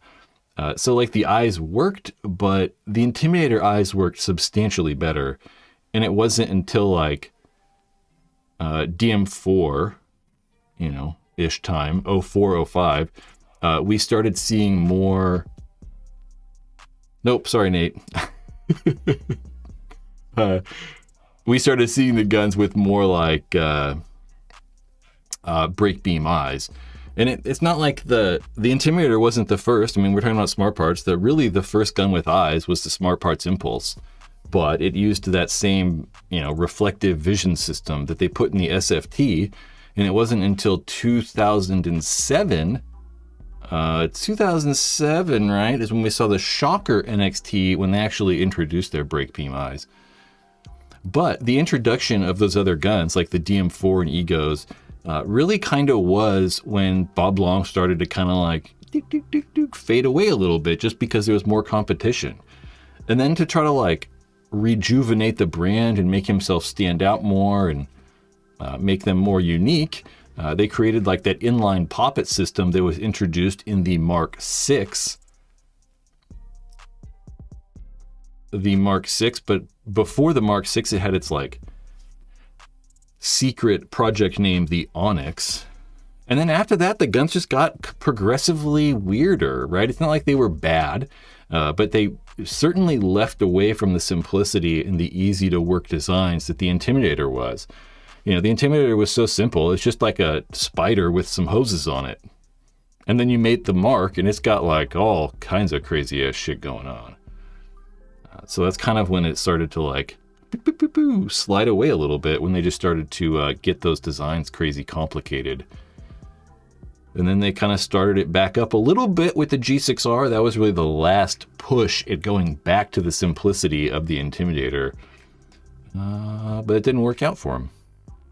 And then October 9th, 2016, Bob Long finally sold to Dynasty Entourage.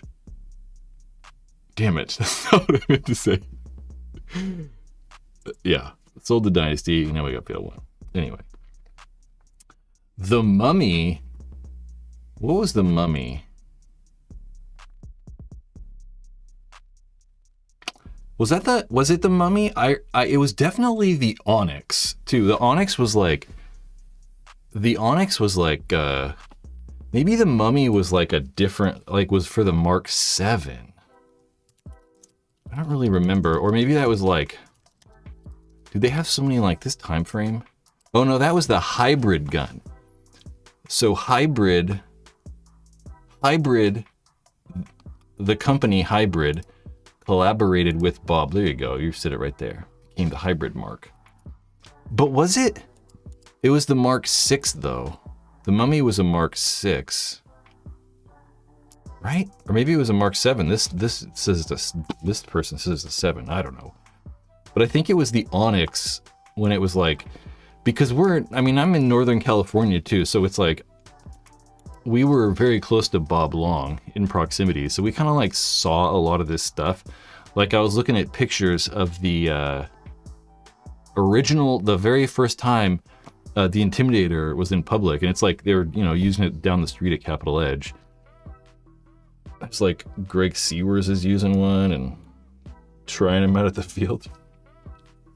I don't know, let's see if I can find those pictures. I'm pretty sure the Onyx was like the prototype-ish, whatever. I've also been building this crazy database of footage so I can like actually make videos in a more timely manner. Check out this picture. That's me right there.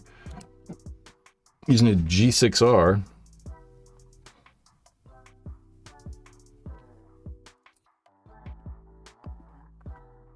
I don't know where those pictures are. Somewhere in here. There's just so many goddamn photos in this folder. I thought like I swore I saved them. Oh yeah, here it is. Like that. Bob Long using the G6R for the first time, I think. That was the first time it was in public.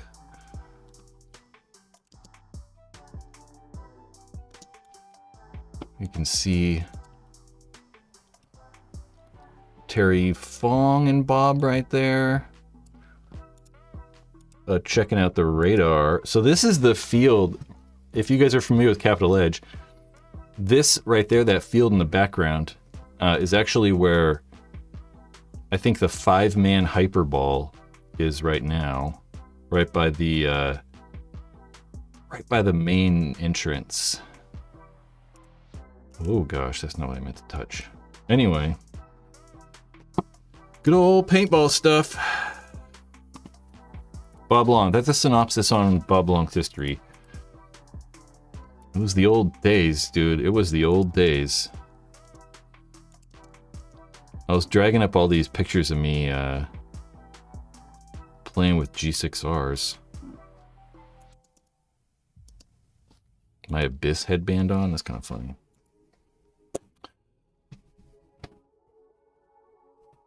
I think the Mark VI had 2 names before actually naming it. I was sure it's totally possible. I don't even know.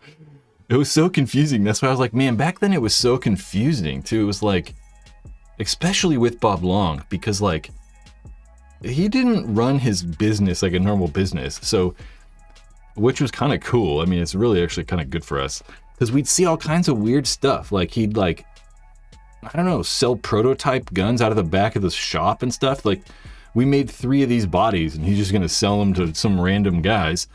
It's like, I remember I had an Alias. I owned an Alias Intimidator before they were even released. It was like, why can I buy this? It's like, it was very weird. So there was always like weirdness going on. It was hard to remember. There was so much like craziness. I believe Zach Long introduced the Mummy, the Mark as the Mummy in a PB Star video. He possibly find that video for me. There's PB Star, there's some like PB Star stuff on YouTube, but the quality is just atrocious. Let's see if we can find something. Oh, that's right.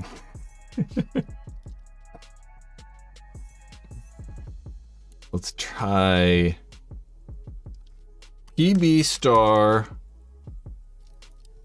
Zach Long.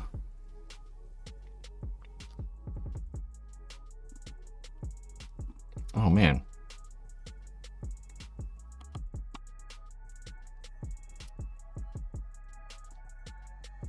Yeah, see, look at that quality. It's just so bad.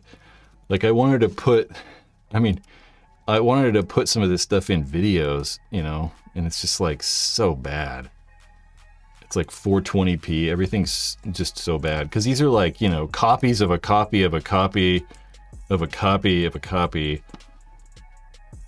Thankfully, these guys put this stuff on here, though. This is the stuff that I've started all downloading. I'm going to start making my own catalog.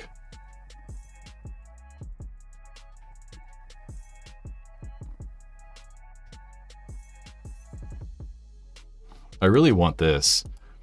I actually emailed ESPN about... I emailed ESPN about getting digital rights to this stuff and trying to actually get the real footage.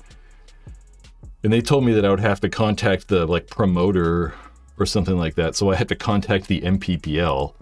It's like, well, good luck with that. It's like, that ain't happening. Ain't nobody gonna help me on that.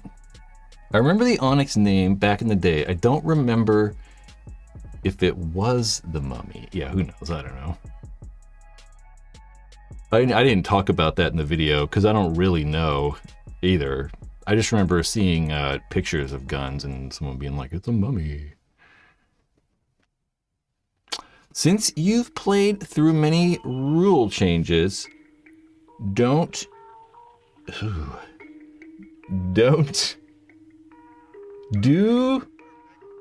you have a preferred BPS on ramping something?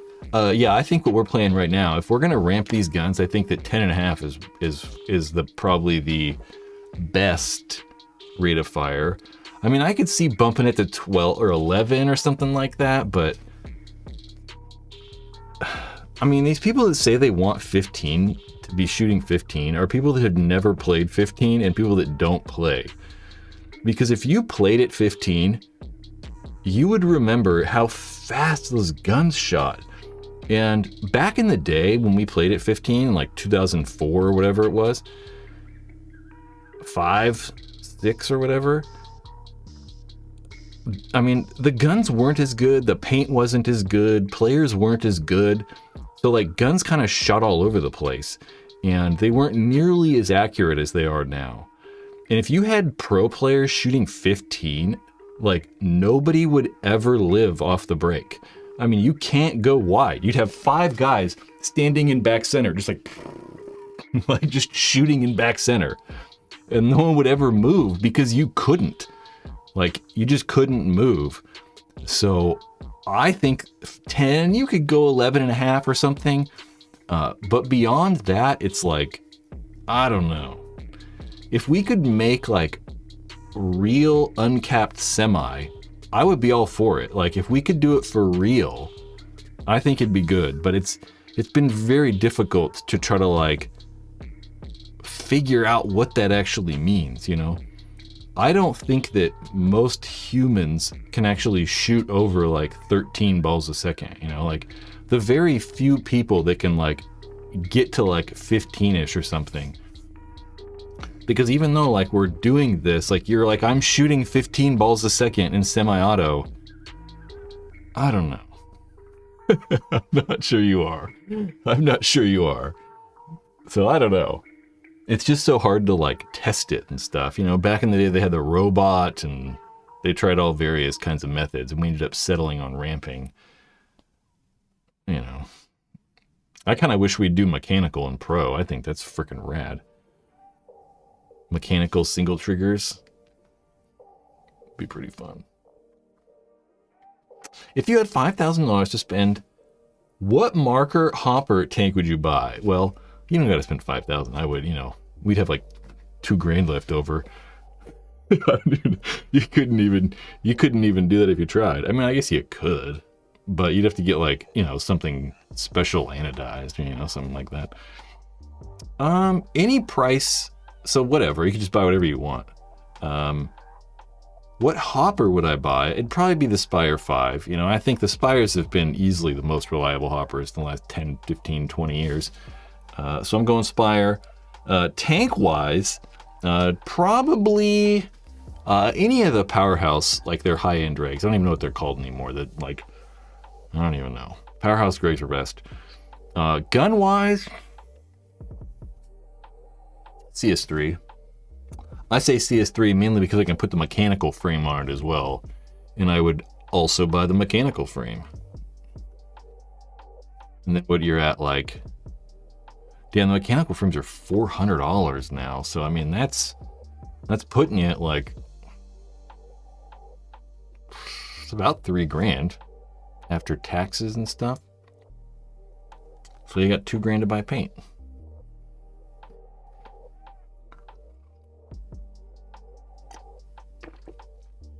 Use Revies. Be okay with that. Be all right with that. Yeah, $400 the whole gun. I mean, you can buy an EMEC for $289. So yeah, you could buy an EMEC and the pops on off, and you know you're still at what, $289? It's like $350. It's still cheaper. It's crazy.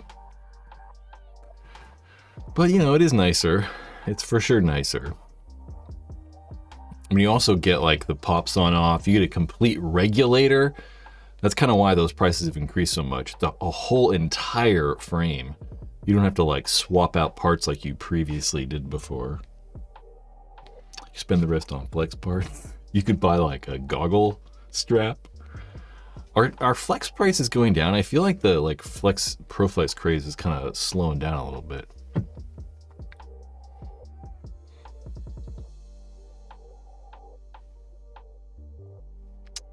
What do you think about having tournaments with uncapped semi, but you can only use revies? I don't like it at all. It's the same reason I've never liked, like, you know, everybody use the same gun or whatever. I think mainly it'll never happen is because this whole industry is reliant on product sales, you know. Just like any of these weird sports, you know, you're into mountain biking, you're into surfing or scuba diving or whatever the hell it is. You know, all of those industries have to sell stuff to be able to make money. So, you know, Virtue and Dye and, you know, all these companies need to be able to sell products to make money.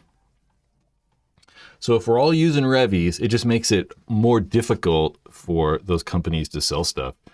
So I like how we can use any hopper and any gun and all that stuff. And we really need it to be that way. It's like the in the year 2000. In the year 2000, there was the Spider Cup, and to play in the Spider Cup, you had to use spiders. Old Soul, any non-force-fed hopper.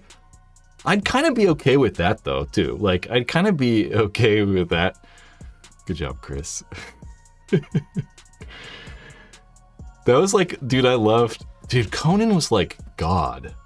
Conan is literally like God tier. He's like the man. He did so good at the Oscars. He's just so cool. And I watch We Might Be Drunk, a podcast, and they had on... why am I fucking blinking all of a sudden? What's his name? Was on it. Shit. Why am I breaking... Why am I don't know. Blanking on his name. Anyway. Yeah, I don't know. I mean, we the one reason that was like the rate of fire stuff was cool back in the day, like unlimited rate of fire, you know, semi-unlimited or whatever, or uncapped, was because it like kind of encouraged manufacturers to make progress. You know, you had to actually make advancements. You know, if you want your gun to shoot faster or whatever, you're gonna have to, like, you know, make it actually work better. Nowadays, the rate of fire is not as important. Neither is air efficiency. You know, I mean, I think these guns are all pretty air efficient, but it's not something that we're like really chasing anymore because we've kind of gotten good air efficient guns. I think, like we were talking about the old stuff earlier, you have a Shocker SFT back in 2004, and it's like, dude, you're lucky to get like 4 pods and a hopper off that bad boy. Whereas nowadays, I mean, you're getting like 9 in a hopper or something. So these guns have gotten substantially more air efficient. Nowadays, they're just focusing on, I think, primarily paint handling. So they're trying to make them just never break paint. And it's kind of gotten that way. You know, I very rarely break paint. If I was putting it on ice, like some of these pro teams, maybe I would, but I'm not doing that. So they're kind of chasing, I would say, easy on paint, and then like simplicity, you know, taking them apart as well has gotten way easier. So it would be kind of cool though to see like somehow the pro division or whatever create some sort of new rule that like encourages like, you know, product development and encourages these companies to improve their products a little bit more. There we go. Wasn't the Angel A1 marketed as being super soft on paint? Yeah, they for sure were. They definitely were. I remember because Joy Division was like one of the first teams to start like icing paint. Like they'd bring like, now a lot of teams, all the pro teams do it now, really. But back in the day, Joy Division was the first team to start doing that. I think so. Like 2000, whatever the hell that was. I don't know. Yeah. Angel actually, I think, got that gun to shoot like 60 balls a second, too. Yeah, icing it. Like, they put it on ice. So, like, paintballs in general, they're going to get more brittle the colder they get. Because you're literally kind of freezing the shell. And actually putting it in the ice pulls the moisture out of the ball as well, which makes it a little more brittle. Because they just want it as brittle as possible. They want it to break on literally everything rather than bouncing off. So they actually like, I don't know exactly what the pro teams are doing now. I mean, some of them have like air conditioners and like these crazy setups, but they used to just put literally ice in the bottom of an ice chest, and then you'd put like towels and stuff on top of it. So you don't have the paint sitting directly on the ice. Cardboard always worked well too, and you could put the paint in the ice chest with the actual ice. Yeah, I should say chilling is better than icing it. That is true. Paint chilling is definitely a better way to say that. Some brains for sure. That's actually what people say. I don't know why I said icing. And like icing paint, and I was like, yeah, you fucking get a little bit of icing on that bad boy. Start popping them down. Yeah, Angel could shoot the A1 at 60 balls per second. They were able to shoot that gun at. But what's crazy is there's no hopper that actually feeds 50 balls a second. So they had to build this crazy like system to be able to feed that fast. They built a big stick feed, like a big tube, like a single tube that went like way high in the air that just fed straight down to the gun. But the real problem with that too is if you put like, 200, 300 paintballs stacked up, is there's going to be tons of pressure pushing down all that paint, right?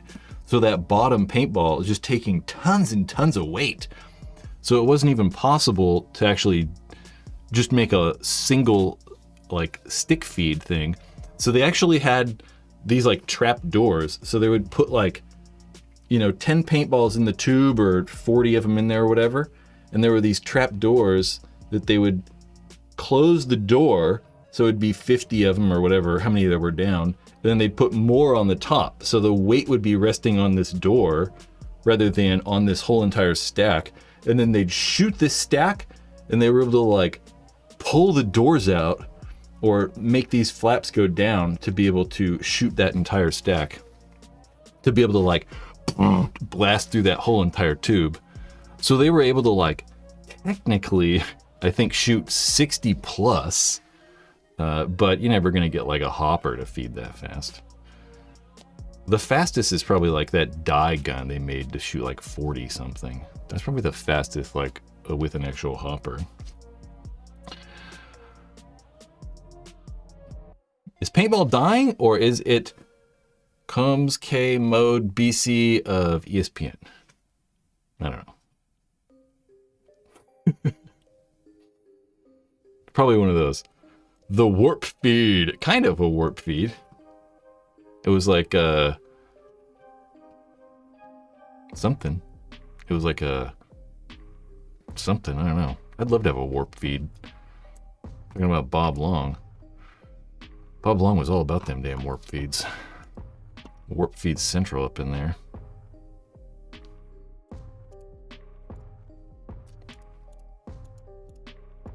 What time is it? Oh my god, it's already 6 o'clock. Remember the William Shatner paintball event? Not really. I mean, like I do, but that's about it. Called Shatner Ball. But I don't remember anything about it at all. I know he had like, yeah, there was that DVD, and there was like some weird gun that he had too, or something weird like that, like some weird custom cocker or something like that.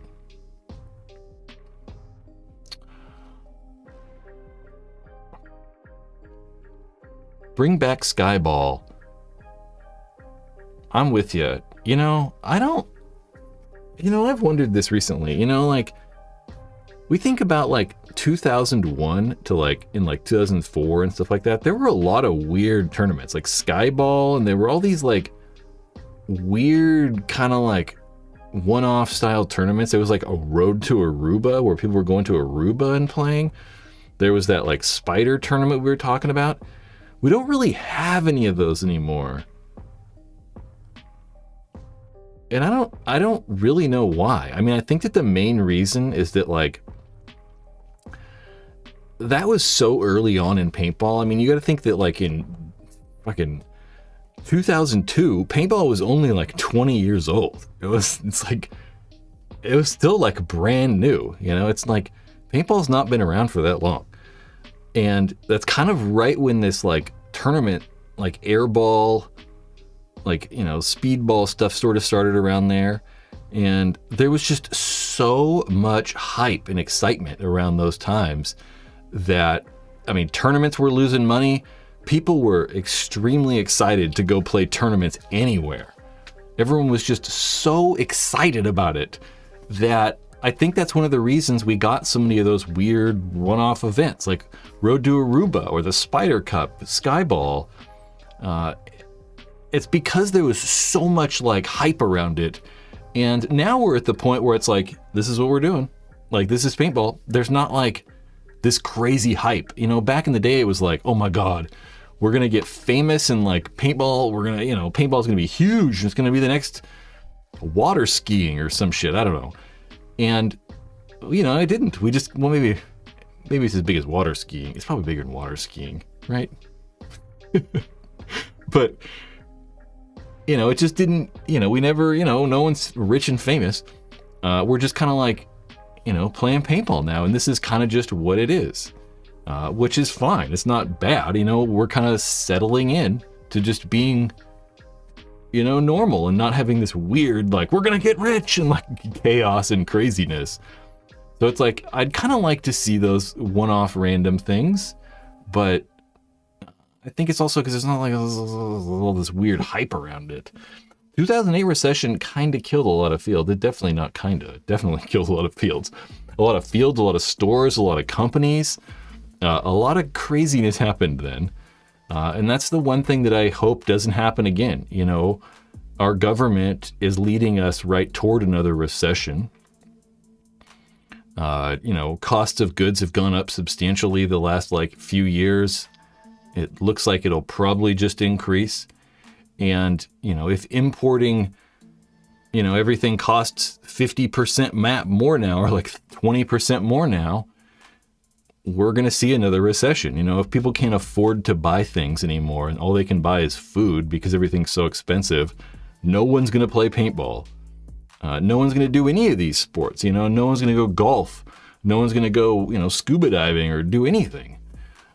So hopefully we don't toward another catastrophic economic situation that devastates the country. Because I kind of feel like it's happening. The best place to find a JT Proflex, the best place to find yourself a JT Proflex is going to be BFPgear.com. I can't see because the type's so small. You can buy, they got all kinds of Proflex. Let's go look. I mean, it really kind of matters. I mean, the BFP gear is not a insane Proflex place, but they got all kinds of Proflexes. They're probably not going to have these in stock anymore because they just came out and they were kind of popular, but they still do. I really like these bottoms. I really like this like seafoam mint kind of color. It's kind of cool. Bam. These are all sold out though.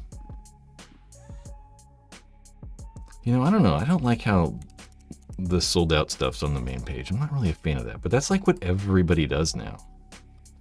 There's also paintballretro.com. Paintballretro. God damn, I can't see. There we go. Paintball Retro, they got all kinds of stuff though. I mean, this is literally the Proflex store. You know, they got all kinds of masks. I mean, those are friggin' just like a lot of Proflex stuff. There's pages on here. There's only a handful of things. They got all kinds of stuff. Paintball Retro, John Dresser, formerly of Paintball Nation. He's going to sponsor a video. He was actually supposed to be a sponsor of a video. So, in-stock filter toggle. Do they? Let's find out. They said they need it, so they probably don't. I mean, I know why companies do it. It just makes it, I think, a little bit, yeah, definitely not, huh? I was hoping there was like an actual filters thing. But everybody does it though. It's not just them. I know why they do it. It's like a SEO thing, kinda.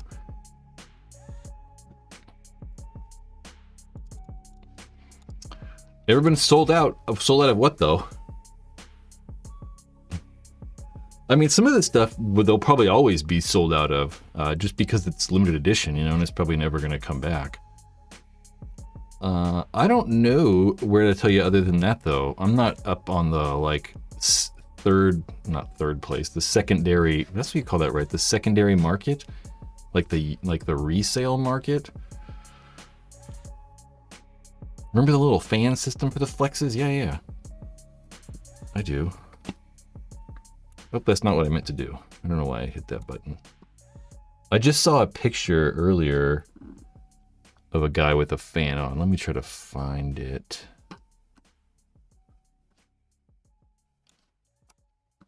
That fan right there. That's a guy with a fan on. The JT Vortex. Chris Raymond. How's it going? Bob Long. Go away. Go away, Bob. That's just a really old picture of Bob. Probably 90s, but he could host a event at least. Yeah. Okay. 90s. Someone's old. 94. Who's 94? Oh, Shatner. Isn't that crazy? Because he was like working and in movies and stuff in his late 80s or like 80s, and he looked great. It was kind of crazy. Oh, we're calling him Bill, huh? Well, I call him Willie. Willie Shatner. I almost called him Willie Nelson.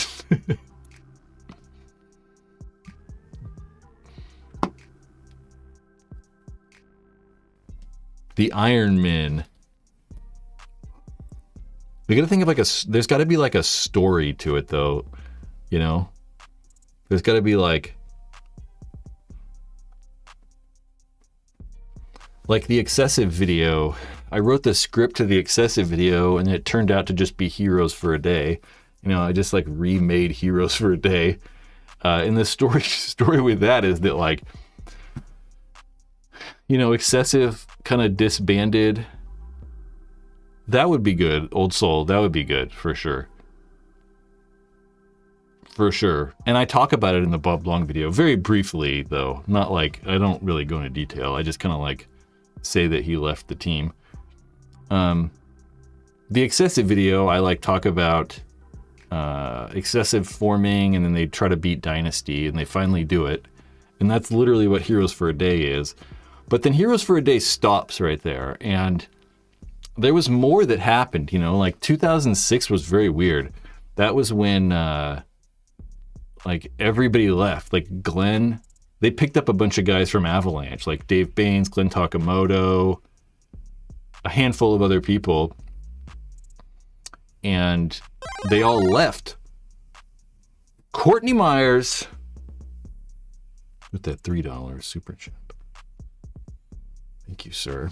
Or ma'am. I think it's a sir. It looks like a sir. Or whatever you call yourself. Why won't it let me like... Interesting. Normally it lets me like them or something. I don't know what happened there. Yeah. What was I talking about?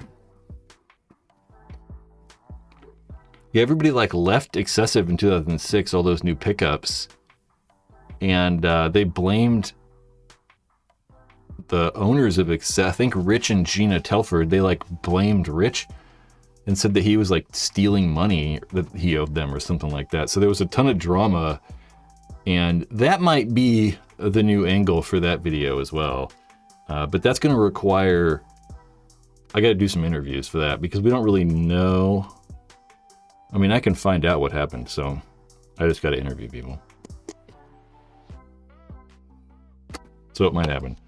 But the OG Ironman Bob Long split, that would be kind of interesting because Bob Long joined the Ironman in like, I'm not sure what year, maybe like, I mean, I could even interview for that video, like original Ironman players, like Mike Baird, Dirk Gadbury. Mike and Dirk would do it for sure. Yeah. I mean, they were like, Mike Baird was the second player on the Ironman before they even had a team. His dad started the team, so. Chris? Yes.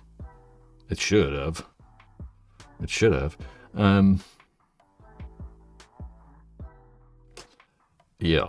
Yeah, but to figure out, like, you know, what actually happened with Bob leaving, I know that he was asked to leave, or not asked to leave, he was asked to step down as captain, but he could remain and play with the team, but did not, and decided to make his own team, which is just very weird because, like, dude, it's just the craziest shit ever.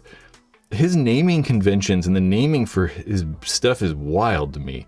I mean, like, he started a team, he started a pro team, so he left the Ironman, and then he left the Ironman, and then, like, decided to make his own team called the Bob Long's Ironman. Which is just wild to me, right? You leave a team and just name your team, your new team, the same thing as the other team. You just add your first name to it, or your name to the front. It's very odd. It's just so odd. And then you named the company Bob Long. It's like wild. I just think it's so weird. It's so odd. It's definitely, I don't know if it's an alpha move. It's a very, like, weird move. I don't know. It was very confusing for everybody because now there were two Ironman teams. It's like, come on, just be the Iron Women or something. I don't know. Yeah, something like that. But I don't know why they asked him to leave. I'm not really sure, or asked him to, like, step down. I'm not really sure how that worked. But Bob, yeah, Bob was on the Ironman for, like, I mean, he left in 90, I think it was 96 or 7, but he'd been on the team before the MPPL even started. So it was like, yeah, it should have been Bob Longman. That's good, Chris. Yeah, I think he got on the team in, like, had to have been the mid 80s, late 80s or some shit like that. And then he left, I think it was 96 or 97. JP to the tree with that $10. There's that fucking light. Shout out to New York City. Oh, from New York City. Manhattan. Loving the new headband. I appreciate it. Am I making an appearance at the AC event? No, unfortunately not. Not as of now. I highly doubt it. When the hell is the tournament, actually?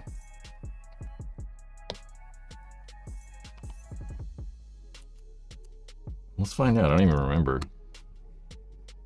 I don't remember any of them, though. It's not like I, like, have all the tournament dates memorized in my head. Oh, yep. I was thinking that. I was like, I might not even be here. Because I think I'll be in LA. But I don't know if it's this weekend or the weekend after that I have to go.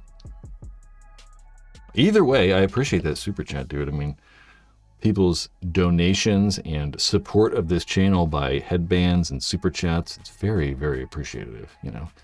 You guys help this whole thing keep going on. Jason Walker says, the Women's Paintball League is ridiculous. Paintball is the most gender-neutral sport there could be.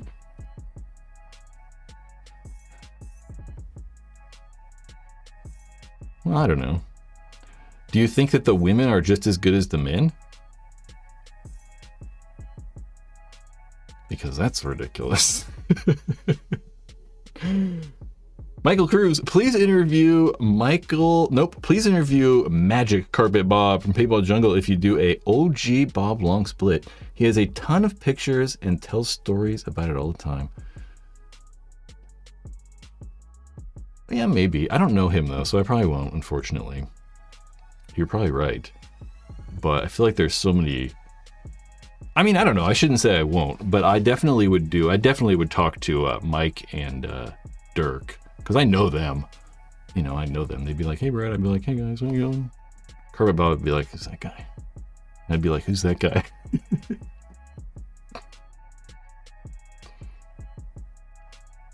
Yeah.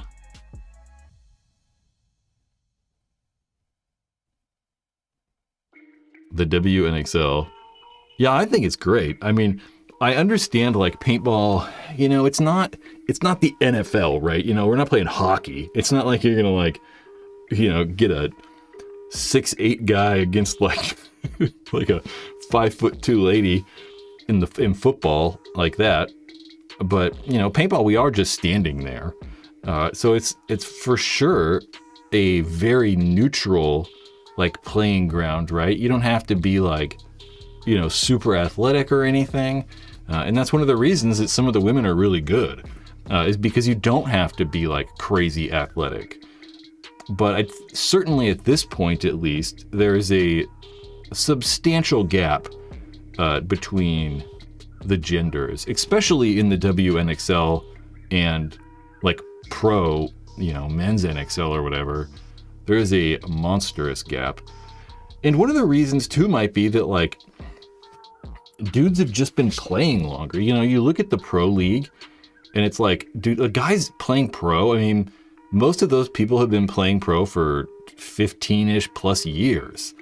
Even if you're like a rookie player, you've probably been playing paintball competitively tournaments for 10 something years. And a lot of the women haven't, you know, they've been in a few years, and they're also playing like with other women too that don't have like all the crazy amount of experience that the men do. So I think they will catch up and they'll just continually probably get better. I think it's great though. It's a whole nother like gender that we're like leaving out somehow. But obviously women can play in all the divisions in the NXL too. It's not like you can only play in the women's division. And the whole point of that is just to have have a pro women's league. You know, it's not like they're, or not yet anyway, segregating or separating the like leagues based on gender or sex or whatever we're calling that nowadays. I don't fucking know. You got a dick, you got a pussy, go over there. Or separate or whatever, I don't fucking know. You a eunuch? Go over there.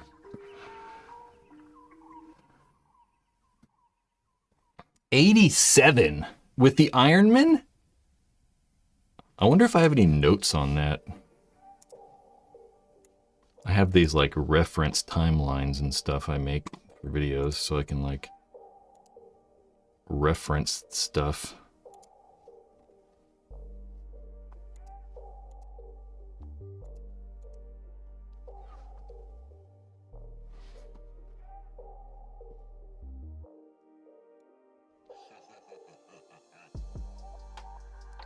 I mean, I definitely have written here, Bob Long owned Delta Archery in Oakland, California, and he started selling paintball stuff in the late 80s at a Delta Archery. So yeah, something like that. I mean, the MPPL didn't even start until 1992, so it's like...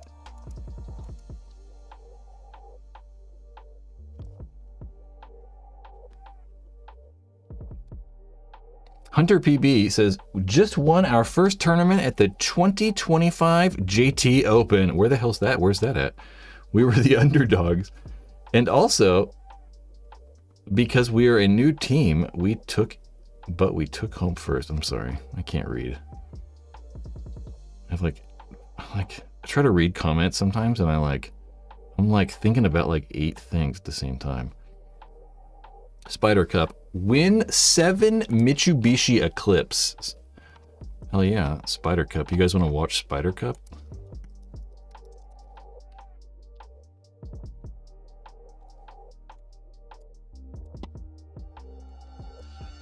How about that right there? There's Spider Cup. Oh, bocce. I have a couple Spider Cup downloads.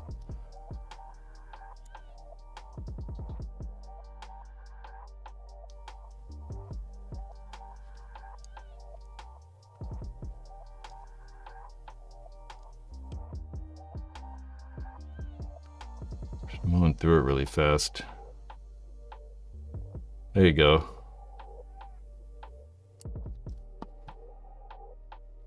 There's no audio. I'm going to keep the audio off. You have Cap Factory. Right there, Cap Factory. Dang, look at how young everybody is. Holy moly.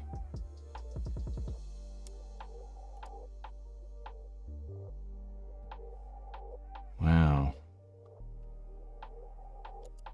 I don't know who that guy is in the middle. I'm not sure who that is. That's Brian Cole, Ryan Greenspan, Alex Frazier, Yosh Rao.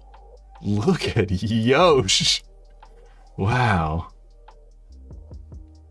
It's so weird seeing them with that spider banner. It's because you had to use spiders in this whole entire tournament. It's the only way you could like win. There's the cars. Oh, this is the this is when they got the Mustangs. Maybe the Spider Cup the next year was for the Mitsubishi Eclipses. There's Spider Cup. See how cool it is when if I have my catalog of videos, we can like find stuff so fast like that. I really enjoy watching Bocce do some shooting videos, but also talking to the OG players. Yeah, Dan's great. I mean, he's such a good dude. He's like a really nice guy too. I really like Dan. And he's like... There's probably like 10 people in the world that know as much about paintball as he does.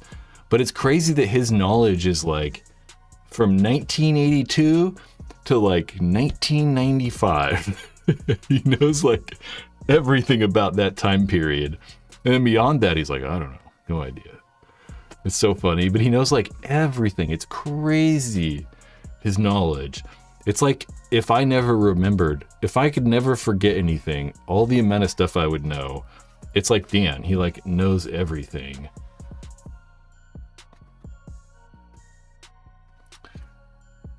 Bocce Mountain's little pump events are so cool to see how people can go back to that style and to make it a great time. Yeah, I've never gone. I've always seen pictures. I know like a bunch of people have gone. Yeah, dude, I mean, why don't we just do it again? It's like I'm always pushing on here or like talking about how like I think airball and like speedball have not really helped paintball as much as we would have wanted it to. And I think that, you know, woods ball and playing like that is what it's about. I mean, that's kind of how I play now, you know? When I go to the paintball field, I have a mechanical gun and, you know, I might shoot 2 bags of paint. You know, I might play 1 game. I might play 8 games or 10, you know? But I'm really there to just kind of dick around, you know, and have fun and just hang out and whatever, you know, more than anything. And, you know, that's what woods ball kind of used to be a little bit more like. Or just rec ball used to be like. But I still think there's tournaments. We don't like, I don't want to get rid of tournaments, you know? I think they are good. It's like, you know, that's one of the things that got me into paintball. If there were not tournaments in airball, I wouldn't be here doing this, that's for sure. Just because it never would have happened, you know? I started playing paintball at like 17 and airball was just like, holy shit, this is what I want to do. After I played it like a few times. Not played it a few times. After I played paintball like 5 times or something like that, I was like, oh shit, airball's awesome. But we kind of left out a big portion of people. Dude, I'd love to go play woods ball and like sneak around in the woods and shit. There's no woods around here. All right, I'm getting out of here. You guys, I appreciate everybody. Maybe go check out the Paintball Ruined My Life store. Or not, you know, this should be switching. There we go. Maybe, you know, check out a headband or two. You know, there's some cool stuff on there. I'll for sure be here Monday. Monday, I'll for sure. I kind of would like to go to Jungle. I know there's Street Fighter guys who go sometimes, so. Like a couple weeks ago, people went. I just hate going there. It's so far. An hour and a half, and I'm like, ugh. Capital Edge is like 10 minutes away. But Jungle's not even that woodsy, you know? I want to go like in the woods and like crawl through a bush and like it to be the actual like forest. You know, Jungle's like, I don't know, they're just like tall trees, you know? It's like, it's not as like, you know, I don't know. You know what I mean? Woods. Not even like, I don't know. Yes, I did. I left my green mask. I left my green Exalt mask case there. I think AB got it. Somebody else got it. I forget who picked it up, but then AB got it from them, I think. I don't even really care. It's like a broken Exalt case. I've got two of them up there. I lost my gloves. I lost my gloves, though, at the field. My mask case and a beanie.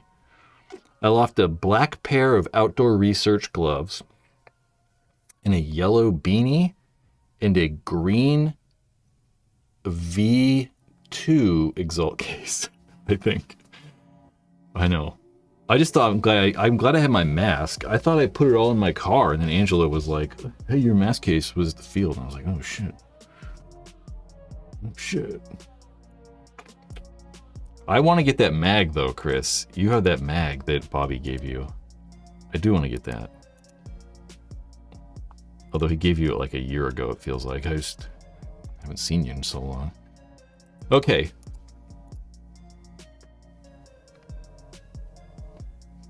Oh, I don't actually need gloves. Well, I kind of liked them. They were like warm gloves because it was so cold. And I have more. It just sucks that I lost them. Anyway. Gentlemen. You just put the baby to bed? What did you miss? You missed everything. I will. I'll remind you. When I come out the field, I'll give you pre-warning.